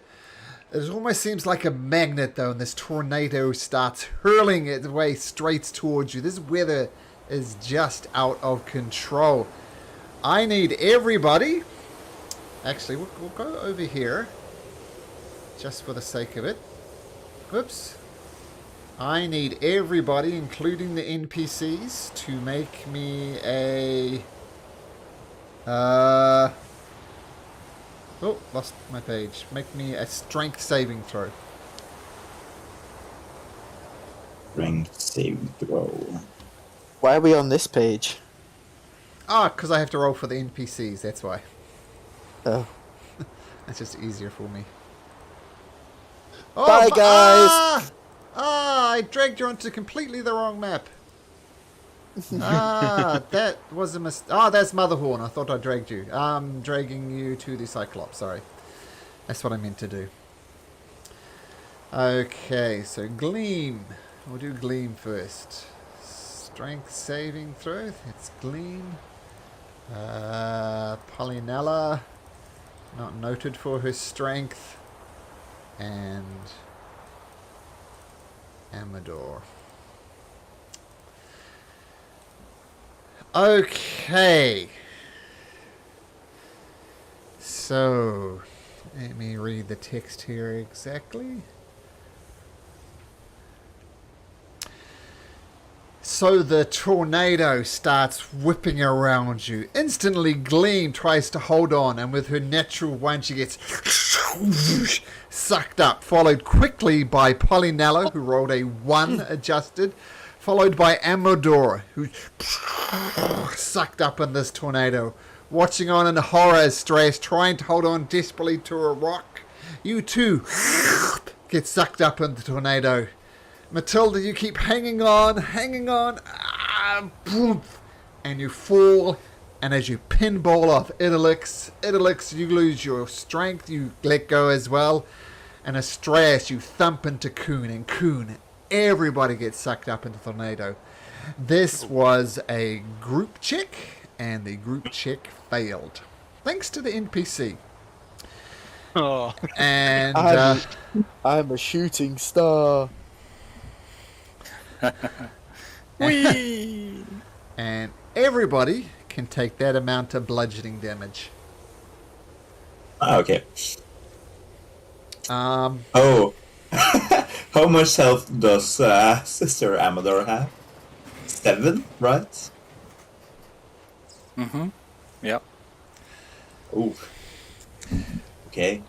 Idolix, roll me a d8. D8. 5. Huh.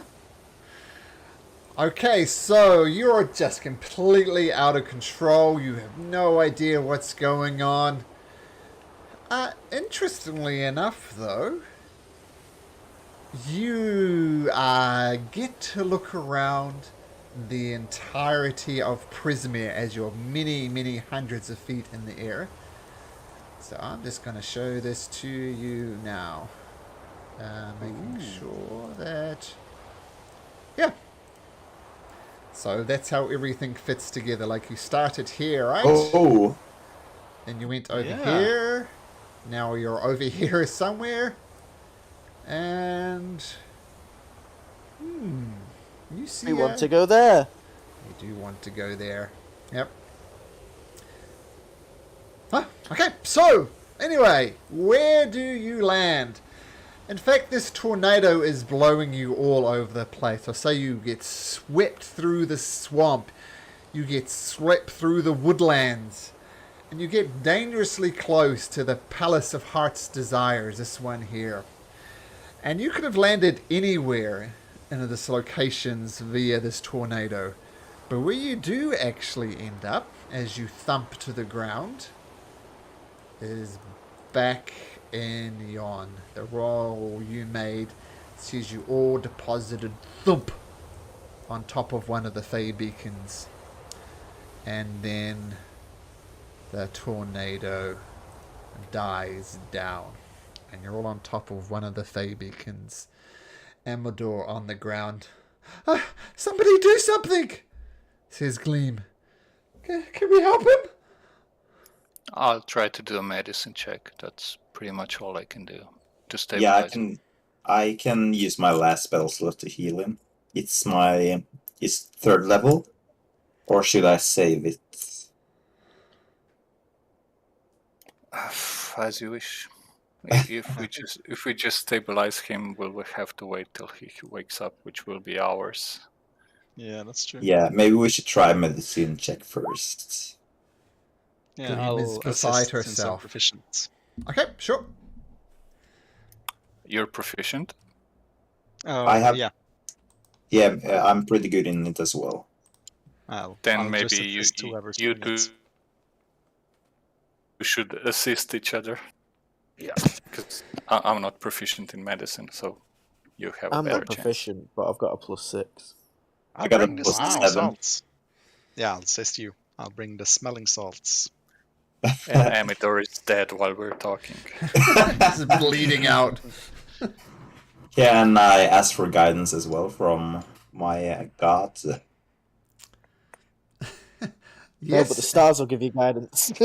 As you see in 6 seconds guiding you, Amador coughs up some blood and fails a death saving throw. Okay. Yeah, that's fine. Okay, let's do. No problem, even without the guidance. Okay, so I'm going to roll a d4, and we'll see how that works out. Oh, there we go. Supposed to make that hidden, but that's okay. So, deposited by this tornado on top of the Fey beacons, what do you guys do? There are stairs going down. They take a while to go down, though. I think we should just rest here, guys. Yeah, I'm exhausted. That was a lot, Dad. Yeah. Are those birds anywhere to be seen? Yeah, No, but they then they're either left or they're not bothering you. I mean, if we light the beacons and turn on the portal, we could go straight to the Palace of Heart's Desire from here. It'll just take a long time, because we need to do it individually. Didn't the elf say that he was the one that had to make it? No, that was to get home, right? Yeah, he For him wanted to to get go home? home. Yeah. The Fey beacons take you to a different plane. This is on the same plane, so the Fey beacons won't help you get to the Palace of Heart's Desires. Okay. But I can also metagame and say that you two can't leave. Because? They need to get their items. Oh, yes. So, you're taking a long rest up here? I guess, Yeah. if we can make shelter. Long rest granted. The DM makes it so. Yep, take Oh, a long nice. rest. And I'm going to say Dandelion Man, Amador, he is going to wake up and get a well-deserved rest, so he will get a long rest in as well.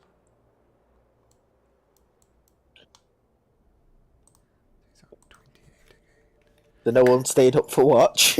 We all just went. "Ugh." Yeah, I think everyone's like super exhausted, so. I forgot. I do have Tiny Hut, so I could just ritual cast it and There yeah. we go. There we go. Yeah, let's do that. That's a good idea.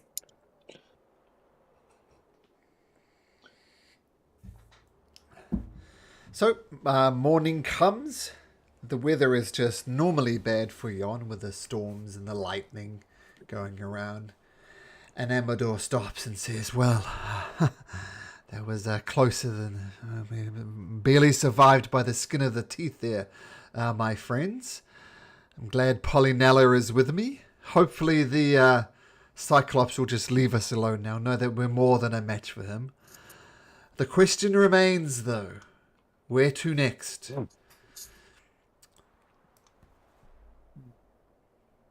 Briganock Mine?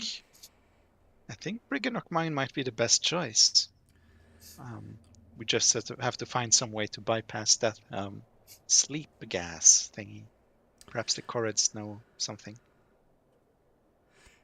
I mean, we could try to pretend, well, not pretend, but tell them that we're against Endelin, and maybe they'll let us through.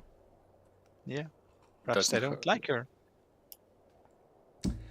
Yes, for from memory, last time you never said it one way or the other. You refused to commit. Yeah, exactly. I mean, it's a 50-50 chance that will be correct.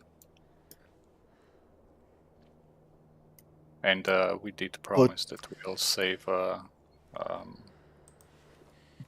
glitter, so that way we can get to... Yeah, go ahead. Aren't the Corrids in Lockbury Henge against Endelin, and the things in Briganock Mind are against the Corrids, so they'd be friends with Endelin, no? But there is a possibility that they are forced to work in the mines for Endelin, and yeah, it's just a possibility. Then why would the Corrids hate them? Well, maybe because they're making holes in the mountains and they don't want it. At least that's the way I thought that happened. That it wasn't connected to Endelin, just the mining and the noise they're making.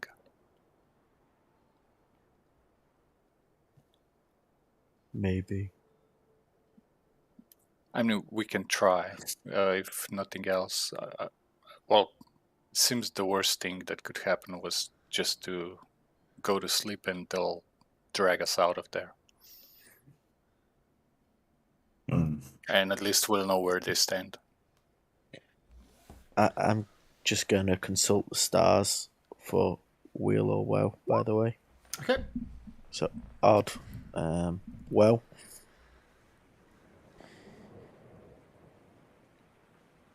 I think bad things are going to happen today. Any worse than yesterday, my friend? The stars don't look good.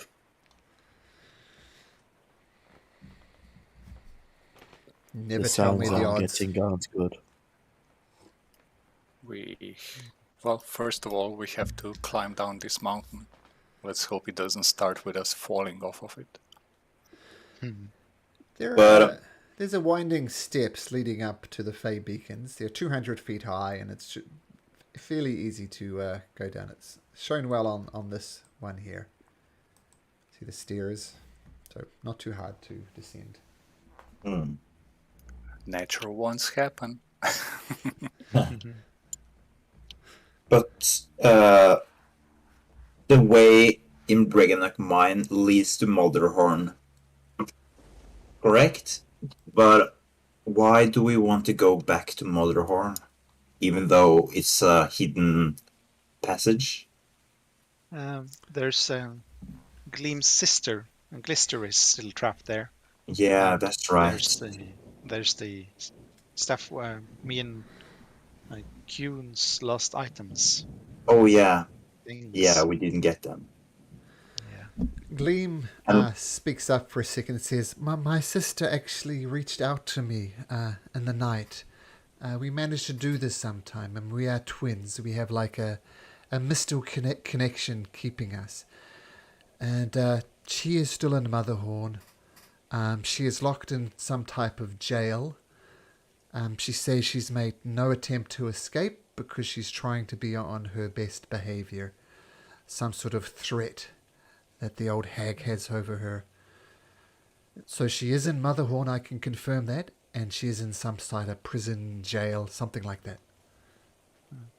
Does she perhaps know how the prison works? We tried to enter it a few times, but there was this face in the door, and it wouldn't let us enter unless we... what was the thing? There was an animated door, and it said something about going backwards, I think. Yeah, I'll find the text. I'll let you know. Maybe I should tell it a knock-knock joke. Yeah, we tried knock as a spell, didn't we? Yeah, nothing happened. Yeah. That was the last spell we tried because it was so loud that we needed to escape afterwards. That's what it said. You shall not pass back, I command you. And when it was saying that, the mouth opened and you could see inside of the prison, but then the mouth closed. So presumably if you got it to open its mouth again, you could go in, but How wide was the hole in the mouth? Could somebody get through when it opened the mouth?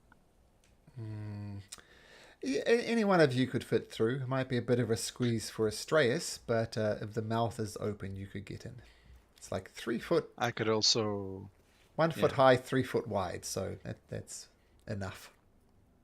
I could also misty step through if I can see an opening. That's true. Yep.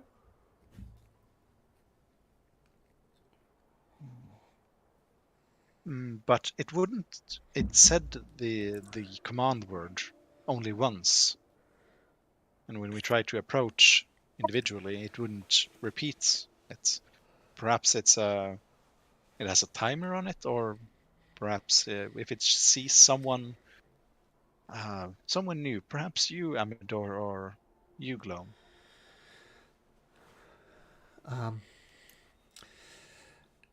Gleam says, I fear going in there if it's must, but it's going to be hard. And Amador says, I am not taking Polynella in there.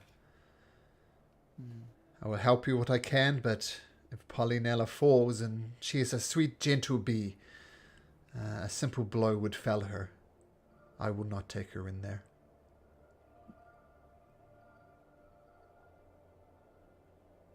Well, we need to get there first, so the mine is our first obstacle. Then we can make a plan about Motherhorn. Or we could use the tickets we got for an audience with Endalin, no strings attached. That's true. Although it's risky, we might hold on to those. Does it say no strings attached? I think it said it's a ticket for one visit with Endalin, one audience with Endalin with no strings attached. There we go. But maybe we could make that plan B if we can't travel through the mines, then we use the tickets.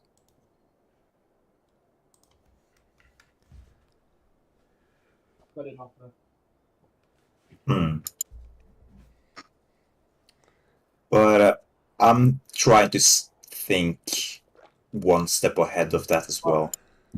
What happens when we do rescue?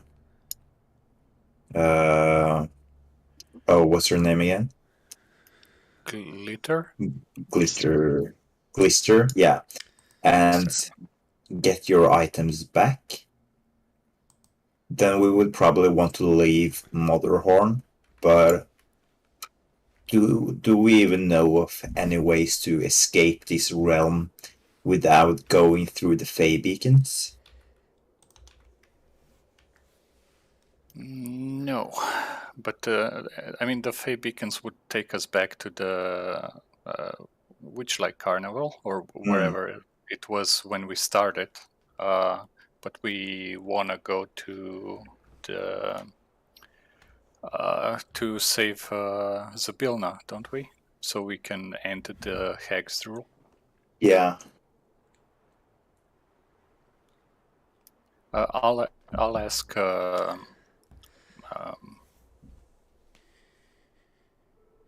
Gleam, Amador?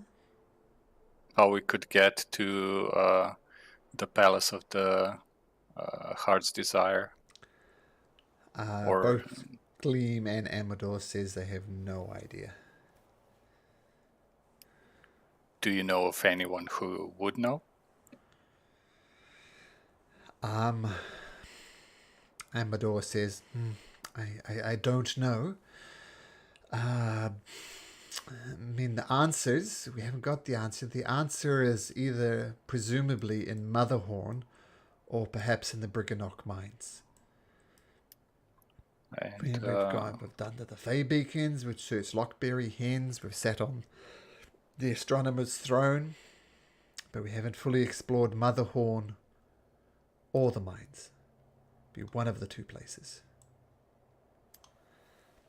if you don't know how to get to the palace, do you at least know how to get to either Tidder or Hither?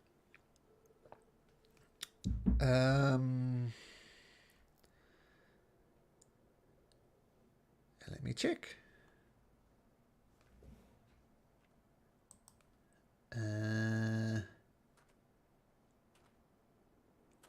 So, yes, Amador does know how to get back to Tither, the forested realm. When we were flying, well, when we were being tossed around by the tornado, we saw that that was, I think, the best way to approach the palace, because the palace was just north of Tidder or Hither, whatever it was. It was over here, right? Either. That was Hither. Yeah, I remembered it wrong. Well, So we would have to go to Hither, not. We do Yeah. have the School of Dread from Bavlorna. We could trade it to her if she can get us to the palace. She won't want to. She won't want us at the palace. That if we save Zabilna, her rule ends. She won't know that, but well, she does want her Spool of Dread back. Could be. Or we can ask the unicorn.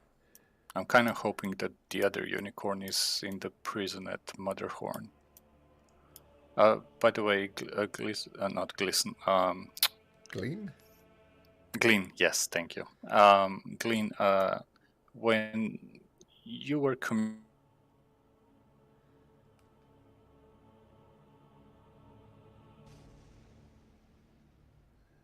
Hello?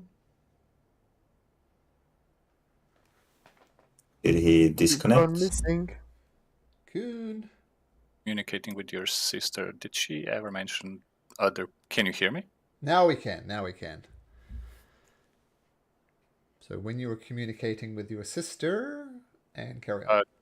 Oh. I think it might be some delays or something. You can't hear me? Yeah, we can hear you now. now. We can hear you. Oh, it's okay now. Okay. So I was just wondering when she's communicating with her sister, if the sister Glister ever mentioned other prisoners there, like a new unicorn or anyone else.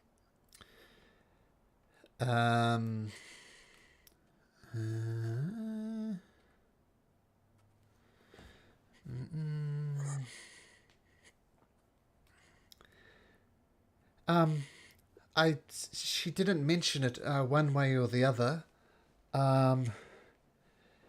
If we take an hour or so, I could try and reach out to her. If you can, please do. Okay, well, give me a moment then. And she sits down and almost looks like she's going into a bit of a trance. She says, this will take about an hour or so. What do you guys do in the meantime, or you just want to wait it out? Breakfast. I don't even have any rations left because I gave it all to the crows. I didn't count them, but I don't think I had any to begin with. No, I think I gave them to someone to carry them for me, because my strength isn't the best. Hope it wasn't me though. I could just use Goodberry. Sure. Otherwise, I'll start eating the black chalk that I got from Bavlorna, I think. It's not great food, but well, it is. It's good, but it it's nothing amazing. But Okay, here you I go, enjoy everyone. it. Take a berry. Thank you. That'll give us the energy Mine tastes for like the a rest of the raspberry day. today. I think it's been a while since we had good berries now, so yeah, I'm fine with it. Thank you.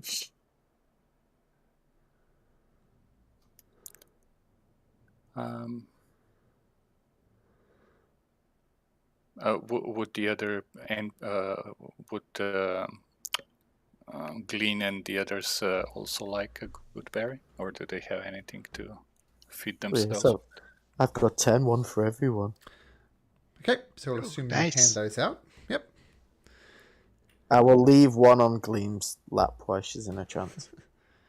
Okay. So you have some breakfast, get the good berries out.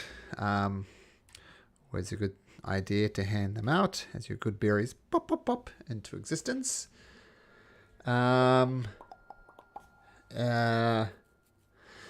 Glister looks as her eyes are open. I can speak to her. She can speak to me. We must be quick, though. Answer your questions quickly. We have 1 minute as the DM starts a stopwatch. Go! What do you want to know? Are there any other prisoners there, and does she Sister! know how to open the door from this side? Sister, are there any other prisoners here? No, no. And she says, pauses for a second. No, it's just me. There's no other people here. She does not know how to open the door. More questions, quickly. Running out of time.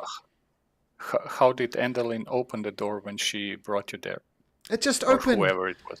She didn't do anything special. It just opened, she says, waiting. That's the reply she gets back.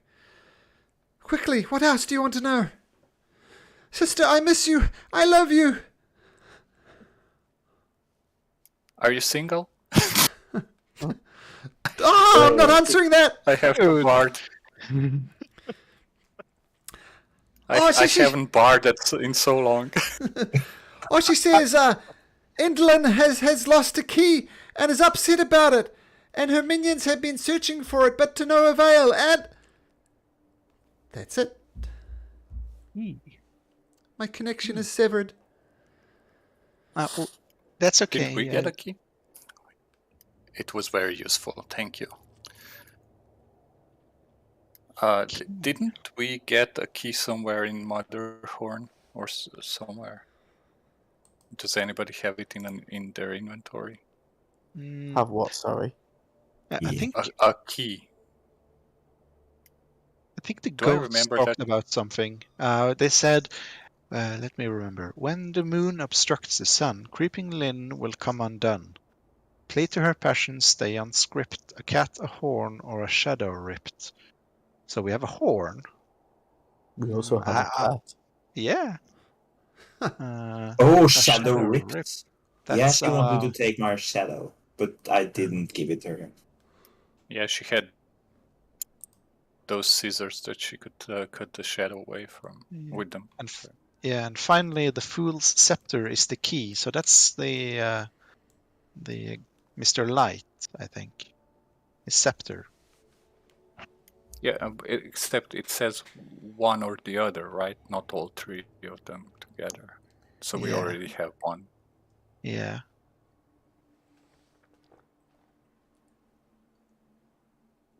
But we know that we need the horn to stop the time freeze at the palace to freeze Abilna. So I'm not sure if the priority should be rescuing Glister.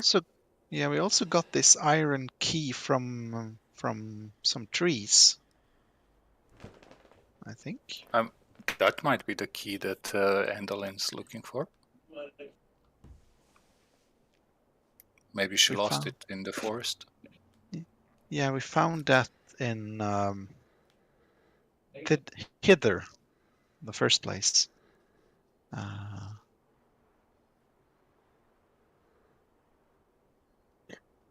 Well, if we think that's the key, I have a potion of invisibility.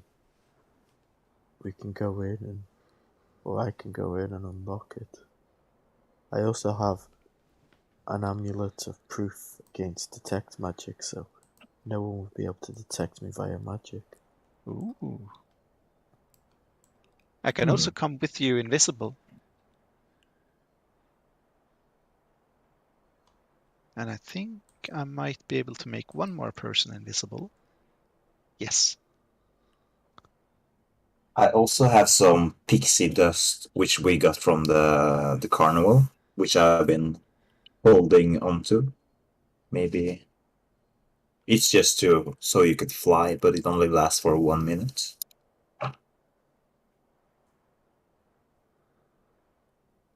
We wouldn't need to fly, we know where we're going, don't we? Walk through. Might be easier to make it stealthy, so you don't have to walk around, and make your footsteps silent. Perhaps. I don't know. Well, first things first, we need to get to Motherhorn. Are we using the front door? Or are we going through trying to get through the mine, through the secret? I think we should at least give Briganock Passage. Mine another go. Maybe even ask some questions related to leaving the realm if they have some knowledge of that. And Yeah, we could try being honest this time, just to see where they stand. I vote for going through the mines as well, especially since we heard that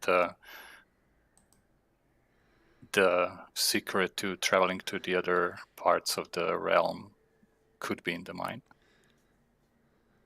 Maybe the secret passage to Motherhorn isn't the only secret passage there.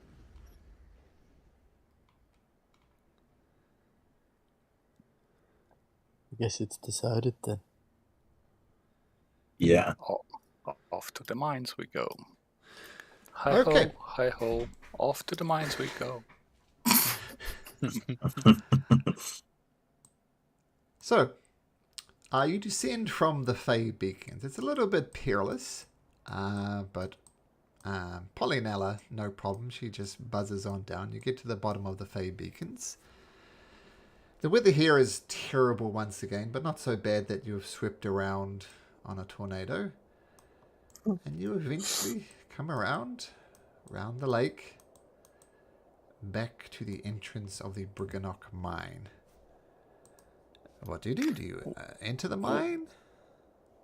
While we're going there, I'll just talk to the Dandelion and the bee and tell them, I wasn't serious about hurting the queen bee. I was just bluffing Polynella. with the giant. Polynella, yeah. Yeah, I know. But, when you love a creature as much as I love Polynella, sometimes logic and sense goes out of the way.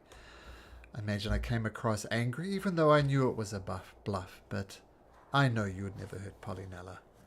So, but thank you for saying that anyway. I appreciate it. No problem. Shall I enter the mine first?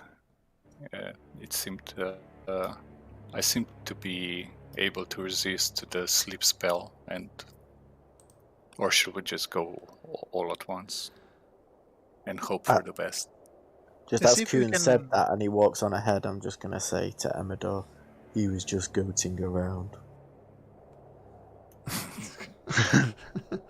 Amador takes 1 point of psychic damage.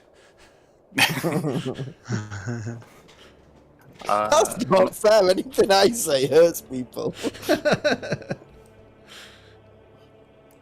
Matilda, Yeah.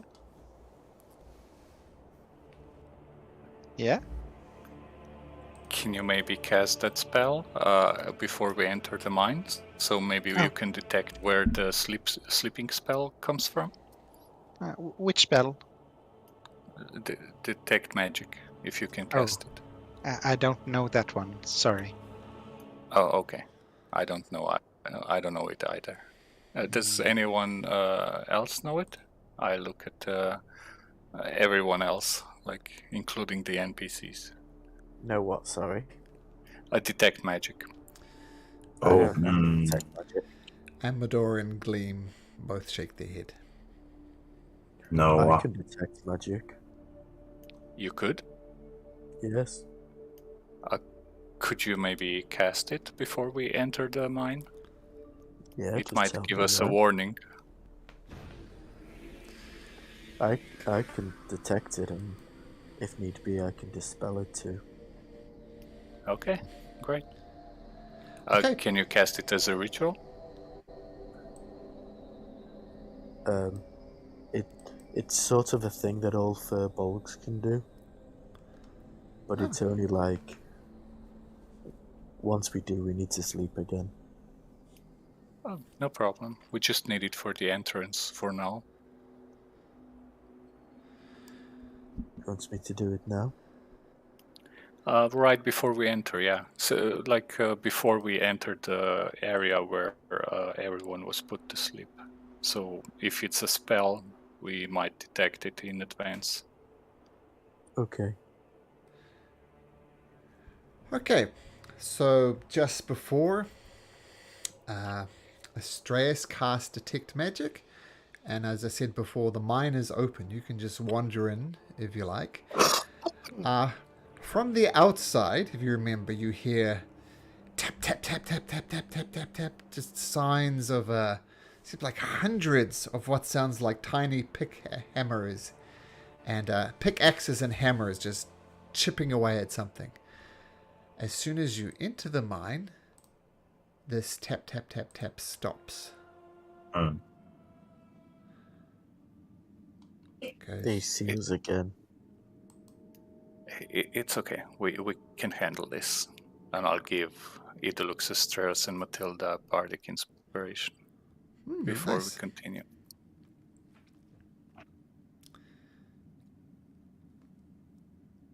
Okay. I'll do my furbolg magic now. Okay, so Detect Magic is officially up. Okay. So there's And I many guess- winding paths. There's nothing to indicate any way is one better than the other, so you just start wandering in. Yeah. I remember the way we went last time. Okay, where you went last time.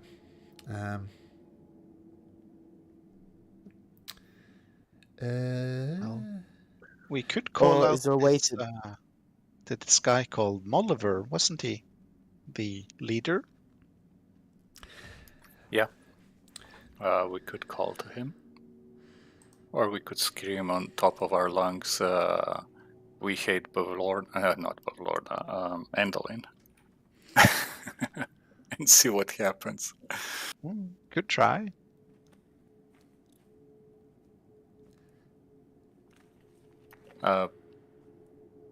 Yeah, let's keep it civil, I guess. Let's call for the foreman. I guess I could walk like 20 feet in front of you, just so you have a little early warning system if anything happens to me.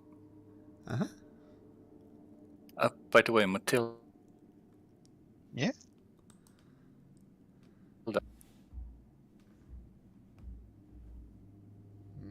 Getting that delay again, I think.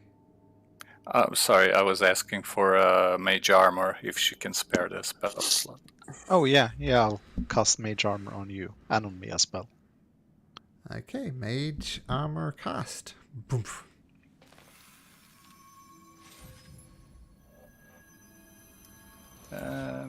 Okay, so it's 16 now.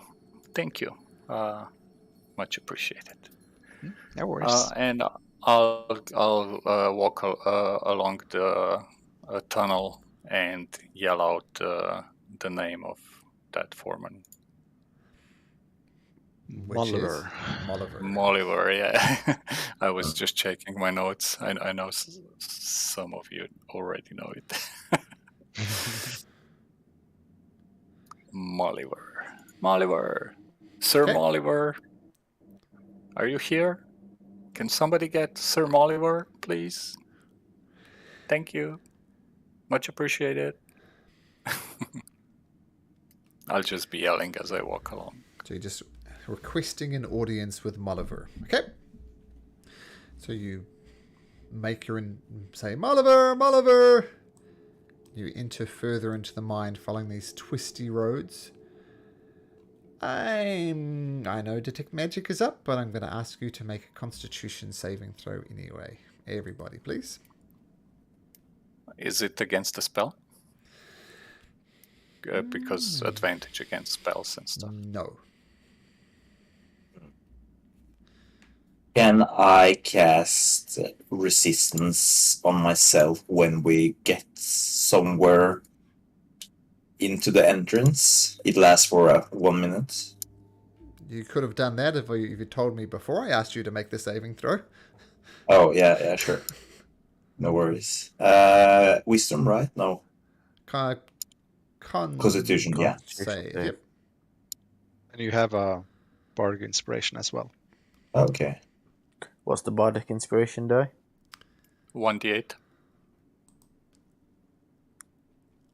Come on, a 7 or more. Yay! 21. I'm sure that's got to make 21. Okay. I'm not going to tell you I'm who just going to use succeeded. it as well, Okay. just to be So fair. Matilda 20. Did I use it as well? Go on, get a 2. Yeah. Okay, sure. I'm gonna use it just for... Yeah. 23. 20 or above. Yeah, probably. Actually we'll do your NPCs. We're going to join you for at least this bit. Polynella the honeybee. So rough. Okay. I can pick him up and carry him. And Gleam. Let's see about Gleam. Constitution saving throw. Actually,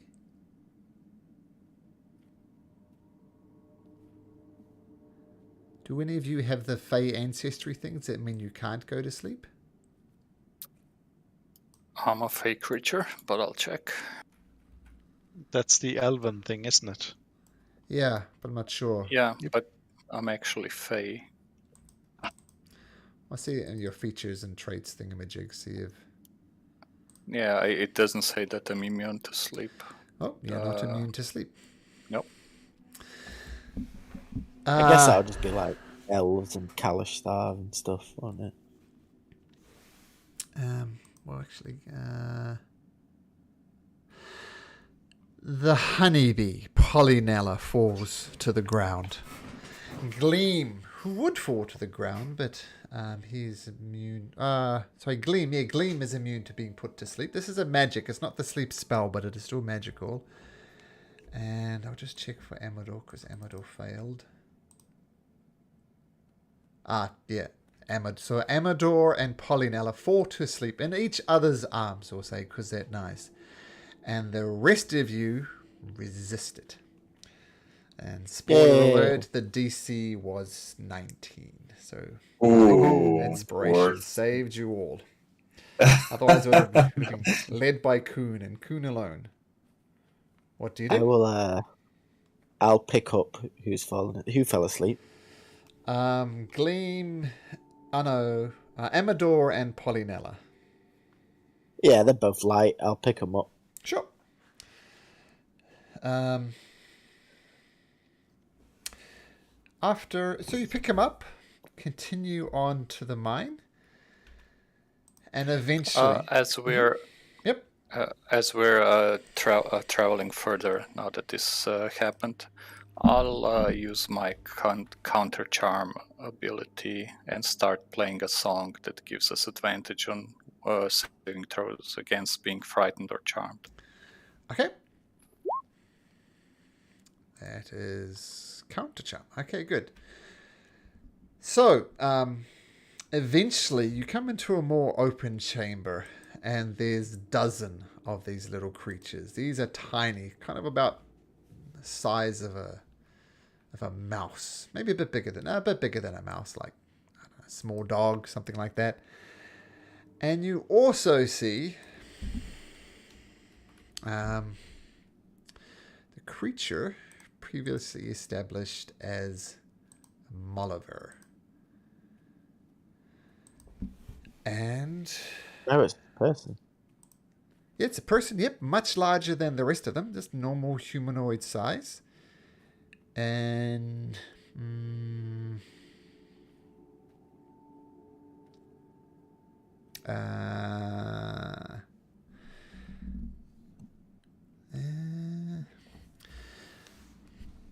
and he says, I thought I made this abundantly clear before, but you are not welcome here. Now, while these creatures do not look like much, trust me, they crack quite a punch where their minds are concerned. And while we have just a few here, with a mere call of my voice, we could have hundreds of them descending on you. Leave now. I'll push Kuhn forward.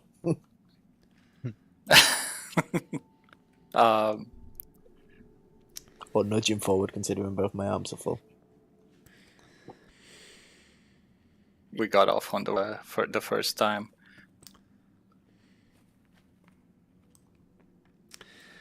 You might help here. And once again, yes, we got off on the wrong foot. But if nothing else, do you not even hear of knocking? Actually, probably some of you would have knocked. I would, yeah. Yeah, so... I think two of us are cursed with that. Yep. But I didn't know there was actually a door at the front of the mine. You are missing the point of what I'm saying. You have entered into our mine uninvited. Again. And how would we get an invitation? You knock on the front door and you wait for someone to come see you. You did not do that. You just wandered into our mine again. Do you not know the basic hospitality rules? When you're visiting a friend, you just barge in. You knock, wait, and ask to be asked in. You guys need to leave. You are not welcome here. Friends would let me in their home. You once again are missing the point. We are not your friends. You are rude intruders. Leave! But we're not your enemies. I do not know who you are. I do not know who you are. Leave! I look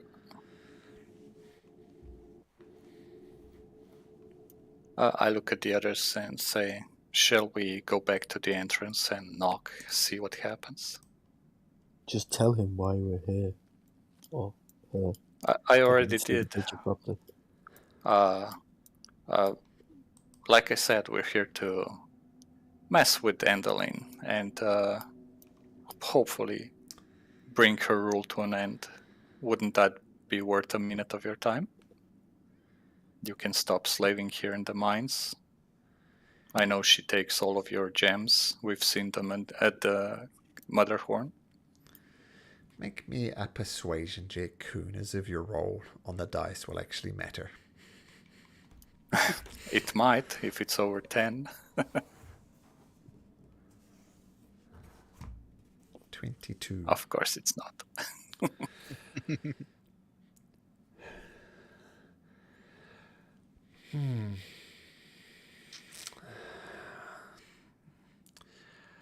Why, in the name of the gods, didn't you just say that in the first place? Well, we weren't sure whose side you're on, but we figured we had nothing to lose by being honest. After all, you are our host and we are your guests, hopefully. Well, yes, it'd be much easier. I'm slightly concerned that you didn't immediately speak your opposition to Endelyn Moongrave, but so be it. Anyway, come inside. Let's have a little talk. We're already inside. Yes, well, it's in more comfortable places than this. Here, follow me. And Molliver, the Briganox who's with Molliver, continue to start mining away at these gems, kind of stones-looking things on the wall. So tell me, Did your magic cause my friends to go to sleep? it is not my magic. It is the very nature of the mine. Once you've been here for long enough, you can resist the effects. But it was not my direct doing. But I apologize if I was just wondering if we could wake them up, but it's okay, I can carry them. Actually,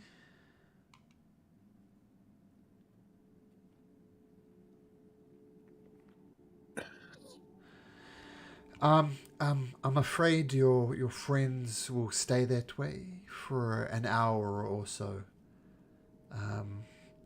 The mines is a very, very ancient structure, and nothing short of incredibly powerful magic will have them awake. So it's just a matter of time. But they will be safe enough with us here. Tell me, why are you here? Well, first of all, we seek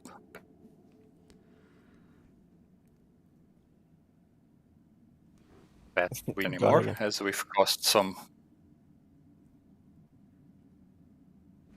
You cut out there in the middle, Coon. Mischief. Can you hear me? Yep, now we can. Okay, so first of all, we're looking for a secret passage back to Motherhorn, since we can't use the front door. Castle, and we're trying to free a prisoner. And I point at Glean and say her sister, actually. Gleam says, I need to get her back. She's so important to me. If you know about the secret entrance to the mine, well, it'd be very much appreciated. And Molliver considers this for a second, and he says, well, if your sister is kept prisoner there, then maybe we can talk. Creeping Lynn, as we call her, has captured our best architect, someone named Golmo. And Golmo now toils in Motherhorn and designing new contraptions for the hag, all sorts of things. The Corrids provide Creeping Lynn with locks of their magic hair, which he uses to build her contraptions. So we know for a fact the Corrids are in alignment with Creeping Lynn. And we keep our mind open at all hours, knowing how much the sound of mining and breaking rocks annoys and aggravates those Corrids, those horrible rock-like creatures, in concert with Creeping Lynn. We cannot abide by this.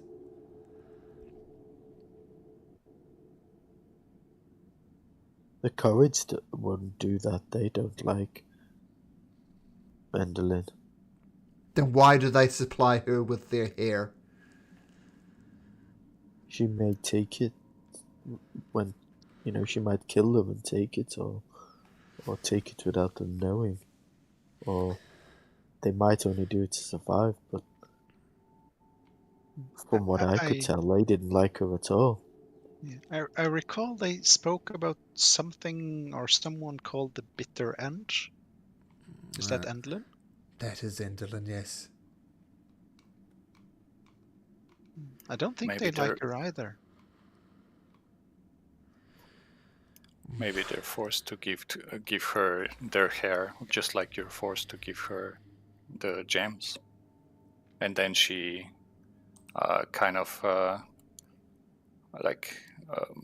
made you hostile towards the people of the Henge, and the other way around, just to keep you under control and out of her hair, so to speak.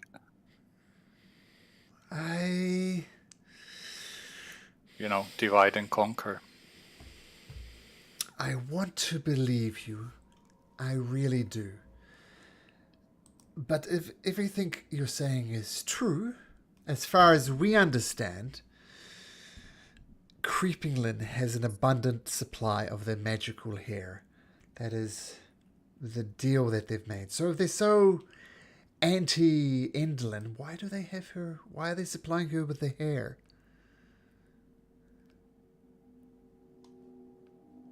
She could take it by force, maybe.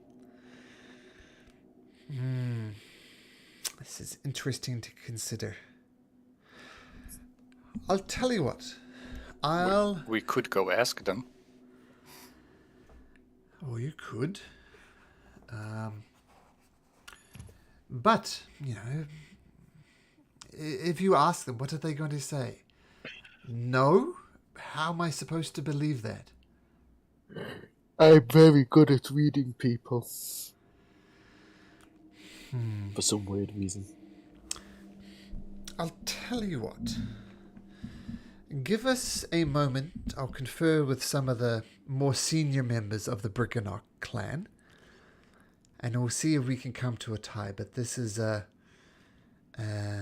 very deep-seated problem. We do not trust the Corids Can I just at all. say one thing?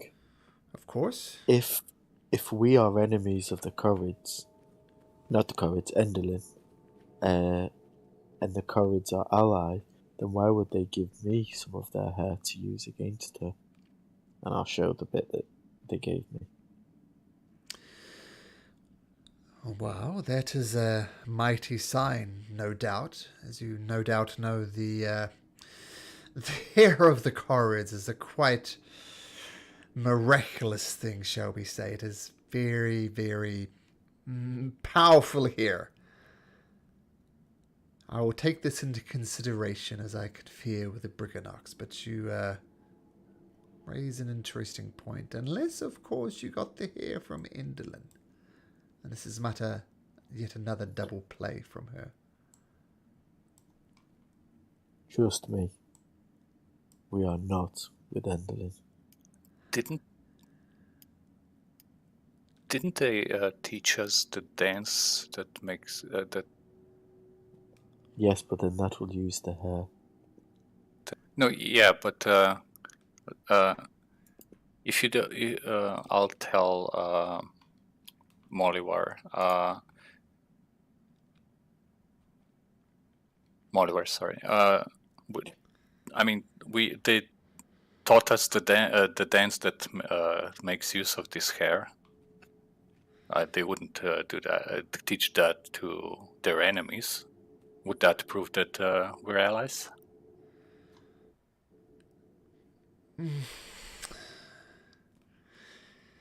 So you claim that the Corids have taught you some type of hair dance? Well,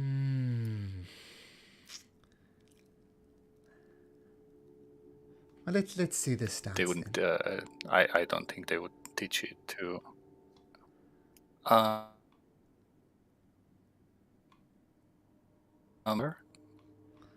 From the courts. Sorry, what was that?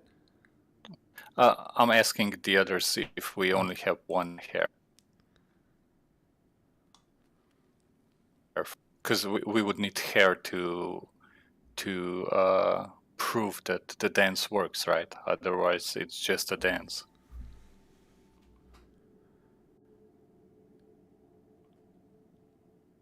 Can't remember. What?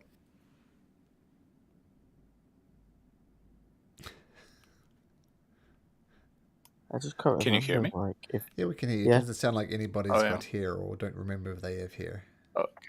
No, I'm sure I do. If I do the dance, I'm not sure if it uses the hair though, and that's it for once. And I can't even remember what it did, but I remember it, like you flick your hair around in it.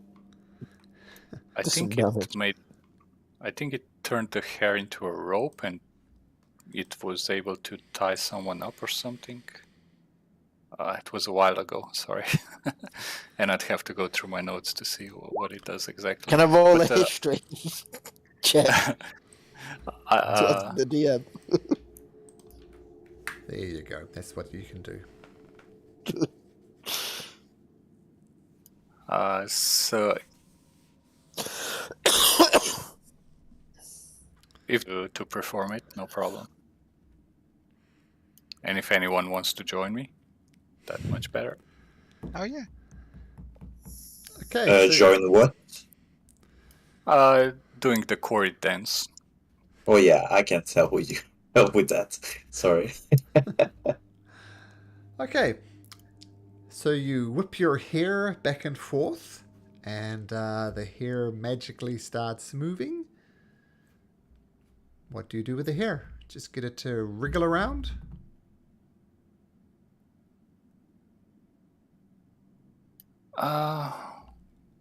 So it can entangle a creature, or hold on, I'm still reading the spell description. I'll stand in the middle and they can magically tie me up. Okay, we'll have that. Astraeus gets voluntarily entangled up as you perform the magical jig to command the hair. And Molliver says, well, that is impressive once again. But I can't help that maybe you took the hair from them. You're going to have to give me a moment to confer. We'll take these things into consideration. That's one thing you seem to, if you're true to the word, you're looking to get a truce between us and the Corrids. There was the other matter to discuss as well. You wish to get to Motherhorn undetected by the sounds of things. Is this correct? Yes. We heard there were passages between this mine and Motherhorn that are secret, so that would be most helpful.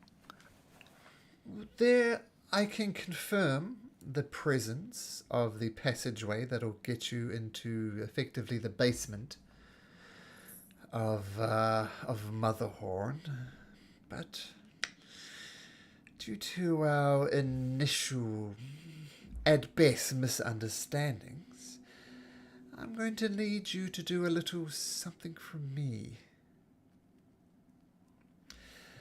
Not That's so good, much guys. a Can quest. I be let go, please?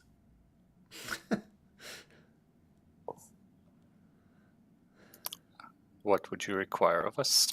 Apparently you're not being let go, Astraeus. You're still tied up in here. Oh, I know who my real friends are. Amador says, well, look, just untie Astraeus. What is going on? He's still tied up. Amador's asleep. Amador speaks from beyond the grave. Asleep. I don't know. Amador doesn't say that. Gleam says, why is Astraeus so tied up? You've proved it. Let him out.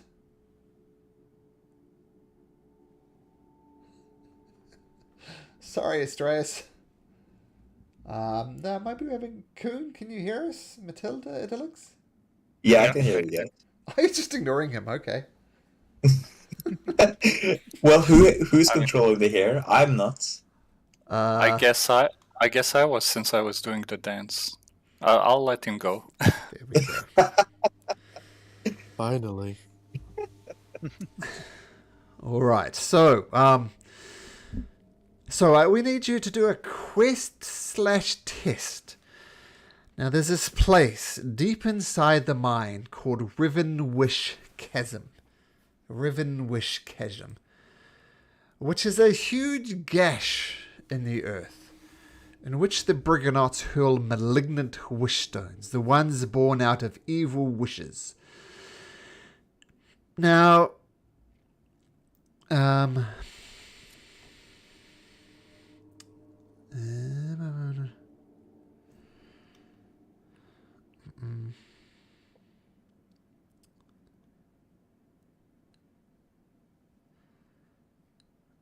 wait, sorry.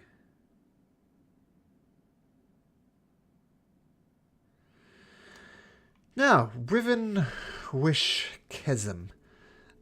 we're going to need you to cross over it and speak to perhaps the oldest Briganock here, a gentle creature known as Obad.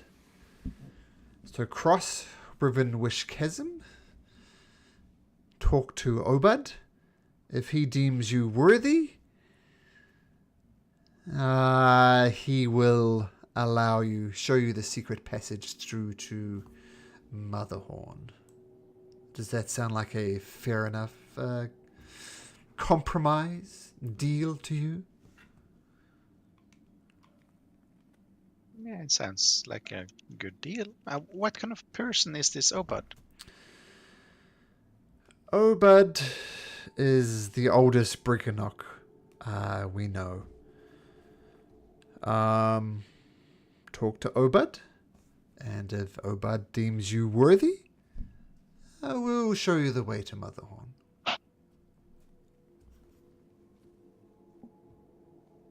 We will do that, thank you. And if I may ask, we've also heard that there are passages here towards thither or hither. Would you happen to know anything about it? Or should we ask Obad? Well, you could check with Obad, but as far as I know, the mines do not extend to hither or thither for that matter. Okay, thank you.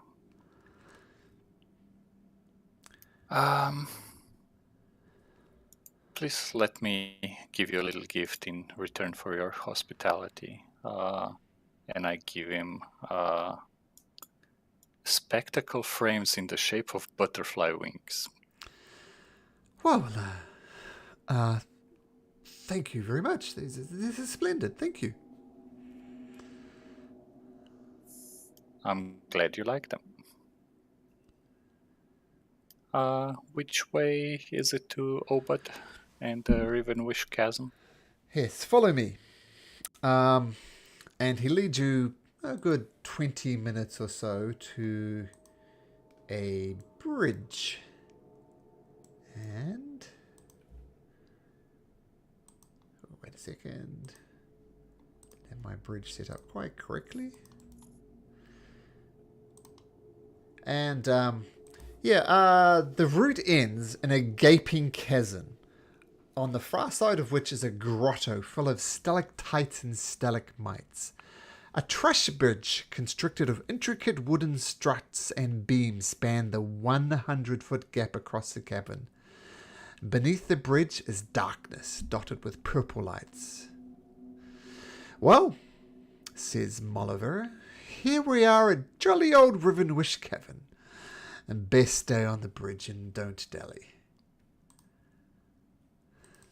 And with that, Molliver turns and leads you to it. And, Can I have a look at what those purple lights are? well, before that, what do you do with the dandelion and his lover? Do you leave them back there? Do you bring their sleeping bodies with you? What do you do? I think we could wait for him to wake up. Yeah. Okay. Got to be about half an hour since they've been asleep, at least. Sure. Oh, okay, they eventually wake up, but they are not at all keen to go with you. They prefer to stay back. Look, if there's a test, it's been... I'll stay here with Polynella. Actually, no. Gleam insists on coming with you, because this might be a way to Motherhorn. So Gleam will come with you. If we make it to the other side, will you follow? If you're talking to me, Gleam, yeah, No. that's the... Polynella and Amador.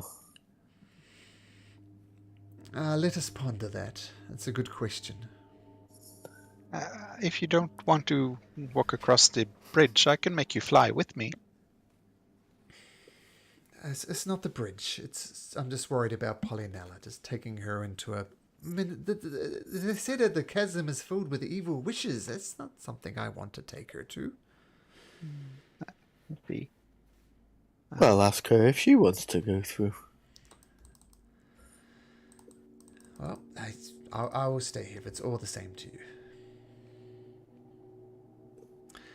And eventually, feel free to go back, but I'll just show you this bridge anyway.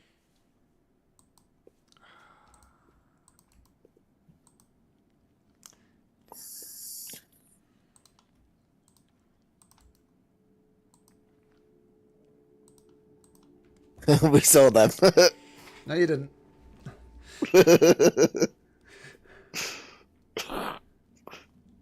Yeah, pretend you didn't. I know you did, but That pretend is you a didn't. I very thought I had narrow it today. bridge. Yeah. And as you Who can wants to see- cross first?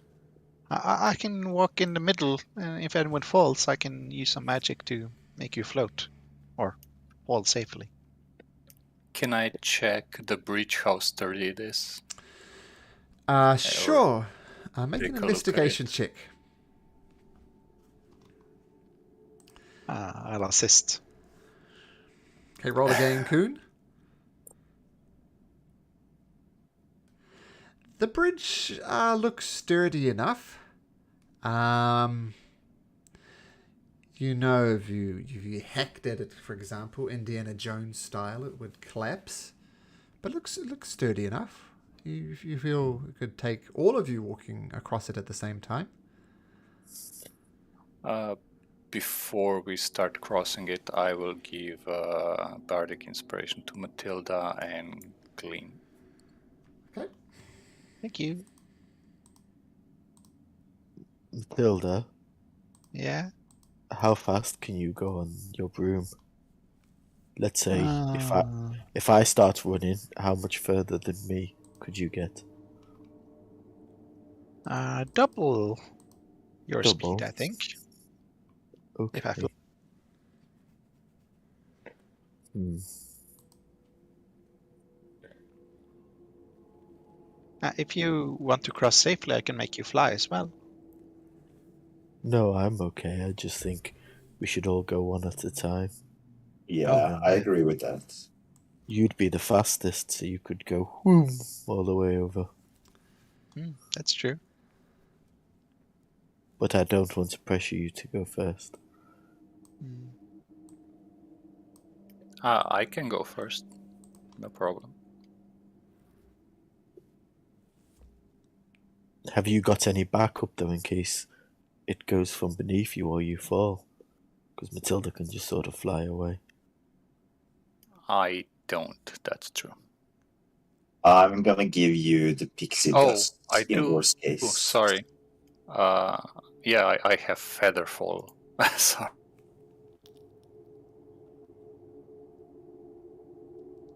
The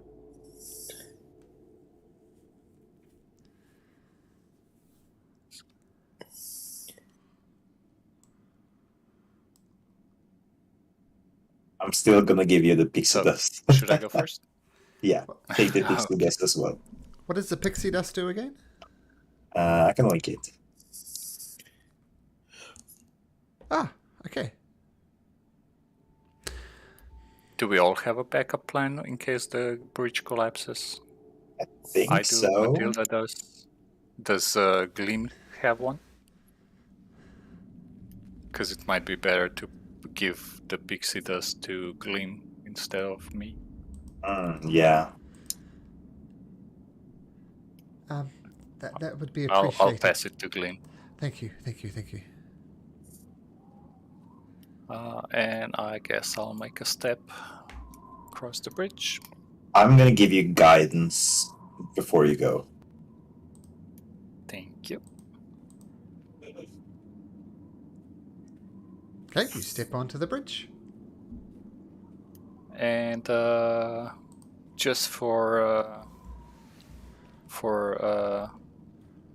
like a calming effect, I will play the counter charm song, even though I'll be the only one affected by it.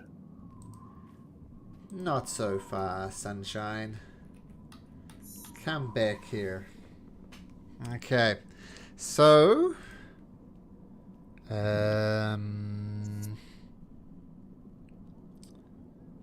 so all your passive perception is at least 10 or higher. Mine's So- 19. You're definitely not surprised. But 3 flaming skulls emerge from beneath the bridge. And they say, congratulations for making it this far, but you shall go no further. Boop. Whoops. That wasn't a very good boop, but this is a good boop. Okay, roll in for initiative. None of you are surprised because of your passive perceptions. Ooh, nice. Oh, Oh, no. one is- I didn't see you coming up. Oof. I was still slow to react, though. Wow. Ooh, look at Oh, those. Good nice. 3, rolls. 4, about 20. Damn. Gleam. 1, 2, oh, Gleam. Yep, Gleam.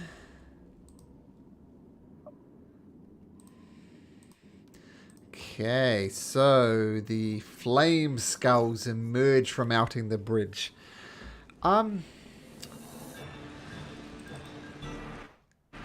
Some of you... Oh no, that's fine. So the flame skull closest to you guys says, as I said, you shall go no further. And a massive fireball erupts, which will definitely get each and every one of you. So everybody make me a dexterity saving throw against a fireball, including Gleam. Gleam fails. Dexterity. Ah. Oh my god. That's good for Astreus. Wow. Okay, so the DC is 13. So Idolix. Oh. Yours is at What's your- advantage, Kuhn? 'Cause it's a Yeah, spell? satyrs have advantage against magical effects and spells and stuff. Yeah, I play a satyr in a different campaign. So, yep. Okay, so unless you have something you wish to say, I'm going to roll damage now. Yeah, you can roll the damage. I'm just gonna use my reaction and dampen elements on Matilda. Let me see if I find that. Just gives her resistance to one of the elements. Here it is. Oh, can I do it like that? Yeah. She takes acid. Fire, you can use your... Okay, so resistance. Nice. So everybody, I think, therefore, will take 14 points of damage as this fireball erupts, Thank including Gleam. Don't forget, these tokens have less health than what you've actually got. I've set them correctly. So Matilda should be on 34. You're good. Idolix, 51. And Astreus. Astreus isn't right. I'll fix yours, Astreus. So put you on the full 51 hit points. And adjust it from there. Should be as well. And I probably can't see Coons again, right? So there we go. There's Coons. And Coons... Yeah, it was just Astreus that had the wrong hit point. I think. Okay, yeah. Oh, I'm going to click my fireball sound. Here we go. So what did we say? 16. 14. 14. 14. So erupts in a ball of fire around you. Coon, singed a little bit. What do you do? I'm going to move the 35 feet towards the center and cast Bane on, I think, all of them. It's a 30 feet range. 3 creatures within 30 feet, so I can hit everything. All of Sure. them. Wisdom saving throws. That is charisma saving throw 16. Okay, I'll just roll them again. Charisma saving throw. 1, 2, 3. And the DC is... 16. They all fail. They are all banged. Oops. And that will be my turn. Okay, so you cast the Bane spell. The creatures get a slightly less scary as the spell gets into their being, blinding them, blood in their eyes, something like that. That's your turn, Kuhn? Yes, that's my turn. Interestingly, when the fireball goes off, you think, holy shit, the bridge is going to catch on fire. We're going to plummet to our doom. The bridge does not catch on fire and seems completely... make sure it's completely unaffected. Yeah, the bridge is completely unaffected by the fire spell, thankfully. Idolix. Okay. I'm gonna use my bonus action to use Gem Flight Okay. and create some hovering emerald dragon gemstone wings, which sprouts from my back. Nice. And yeah, I'm gonna move away from the rest of the party. I think over here. Uh-huh. Yeah, so that's your bonus action and movement. Yep. Yeah, that's a bonus action. And I'm gonna use my spell Sacred Flame to hit this one. Try to hit that one. Okay. So he has to do the dexterity saving throw of 15. Dexterity saving throw of 15. Rolls a natural 1. So your Sacred Flame Okay. hits him. And that's radiant damage, right? It's not fire. Yeah. Yep, so 7 points of damage to this flame skull. Goes, your petty spells are nothing compared to us! That's your turn? Yeah. Oh, I guess that's... Did he seem affected by the spell, by the way? Yes, he did. Yes, he did. Okay, cool. Can you imagine an undead that's immune to radiant damage? Mhm. Abomination. He says, you want to watch your friends burn? And cast Fireball again. Because it's a different Fireball for the first time, but yeah. Another Fireball hits you. I'll just make sure I get everybody that I can. Yeah, those three again. Astraeus, Matilda, and Gleam. Another dexterity saving throw.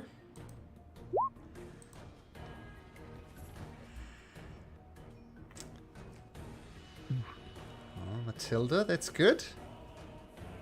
Astraeus, that's not good. Nothing magical you want to tell me at the last minute, Astraeus, that's going to prevent this fireball from hitting you?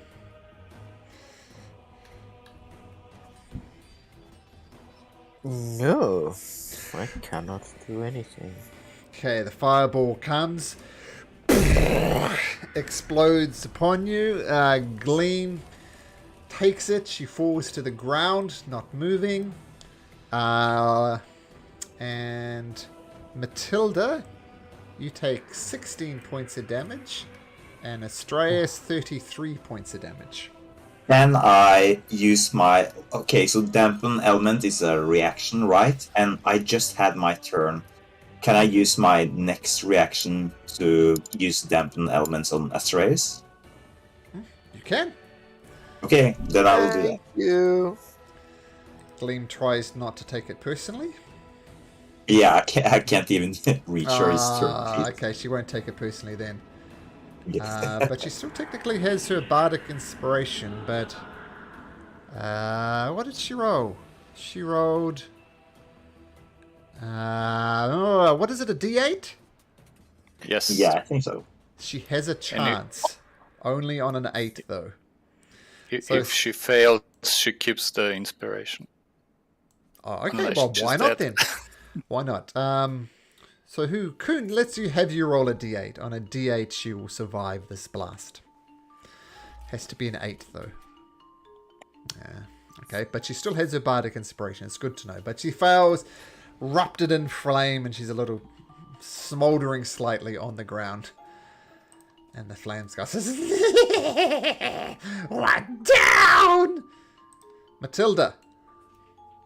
Yeah. Whew. Let's see.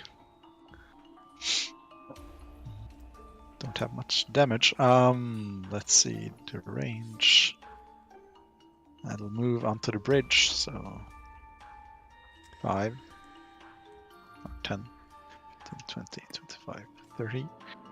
And I'll hex the closest skull. Okay. I'll hex its charisma, probably. Yeah, Charisma? just something. Okay. Yeah. And I'll toss some acid vials with acid splash, so a dexterity saving throw. Okay, so from the flame skull, which one? The one that you bane? This one.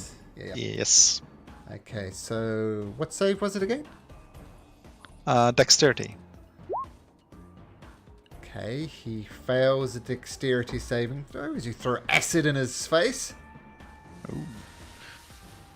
Let's see, that's 3 acid and 4 necrotic.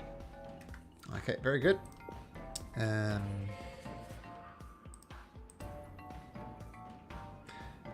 Okay, cool. So the acid explodes on it. He's don't get that off me! Astraeus.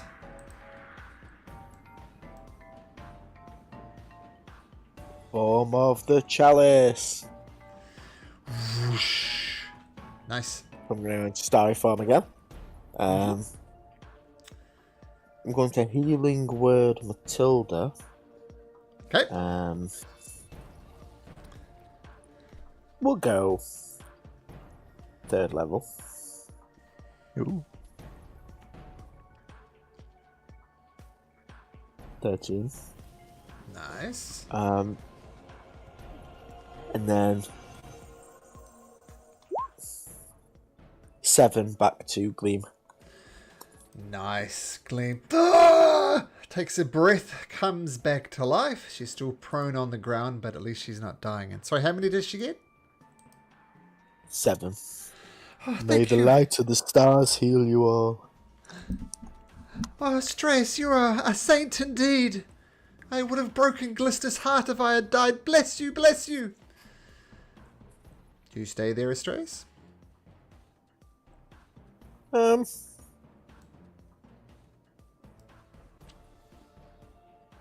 move to the side.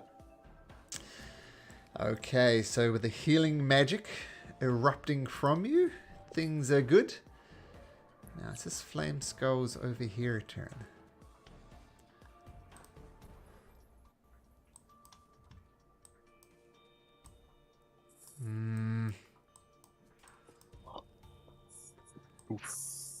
Right.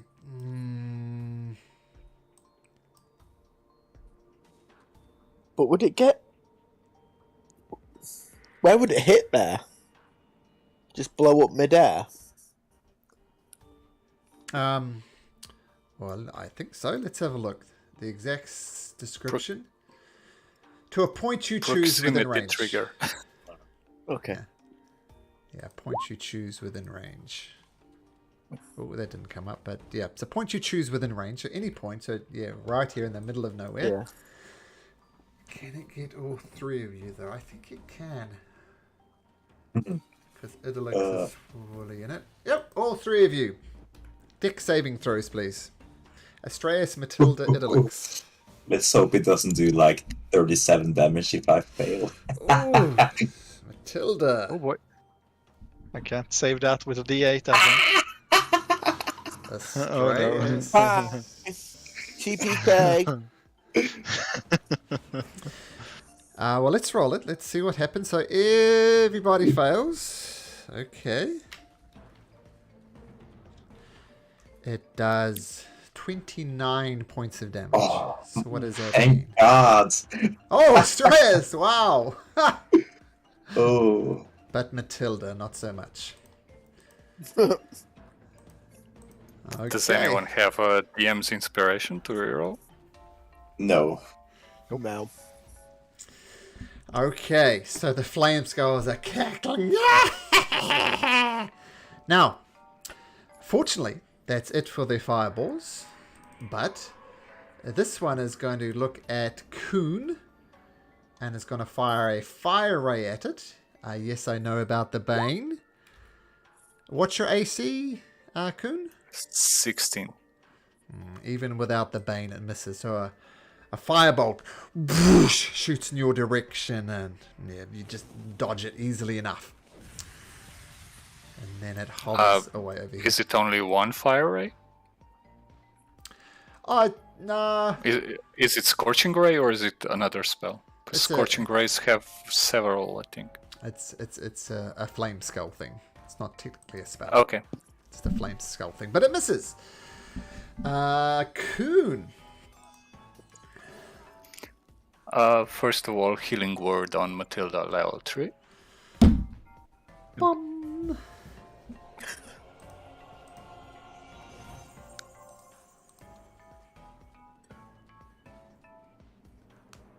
Okay. And then I will move over here and throw a dagger at this skull. Stupid, but Say goodbye to your dagger. oh, Yep, you're not getting that dagger I back. do have a dagger. Wait, why isn't it in the? You have attacks? to equip it, I think. I do have it equipped. It's weird. I'll just roll a d20 plus. What's our proficiency tree? So plus 6. That's an 18 to hit. 18. I'm looking at your character sheet, and that's weird that the dagger doesn't come up. Yeah, it's not in the attack. Oh, I'll unequip it and equip it. It's listed under bonus actions for some reason. If you scroll down a little bit, there it is. Oh, as an offhand maybe. I don't know, but there it is. But regardless, an 18 hits. And rolling your d4. 3. So 6. Doesn't dexterity count? Oh, yeah, damage as well? You're right. Because it was listed as a bonus action, it just looked like a d4, which is weird. But you're right. It does do 6 points of damage. So get it right in the eye. Recoils back. And as that hits, my alarm rings. And I need to get the kids. So we're going to have to stop it right there.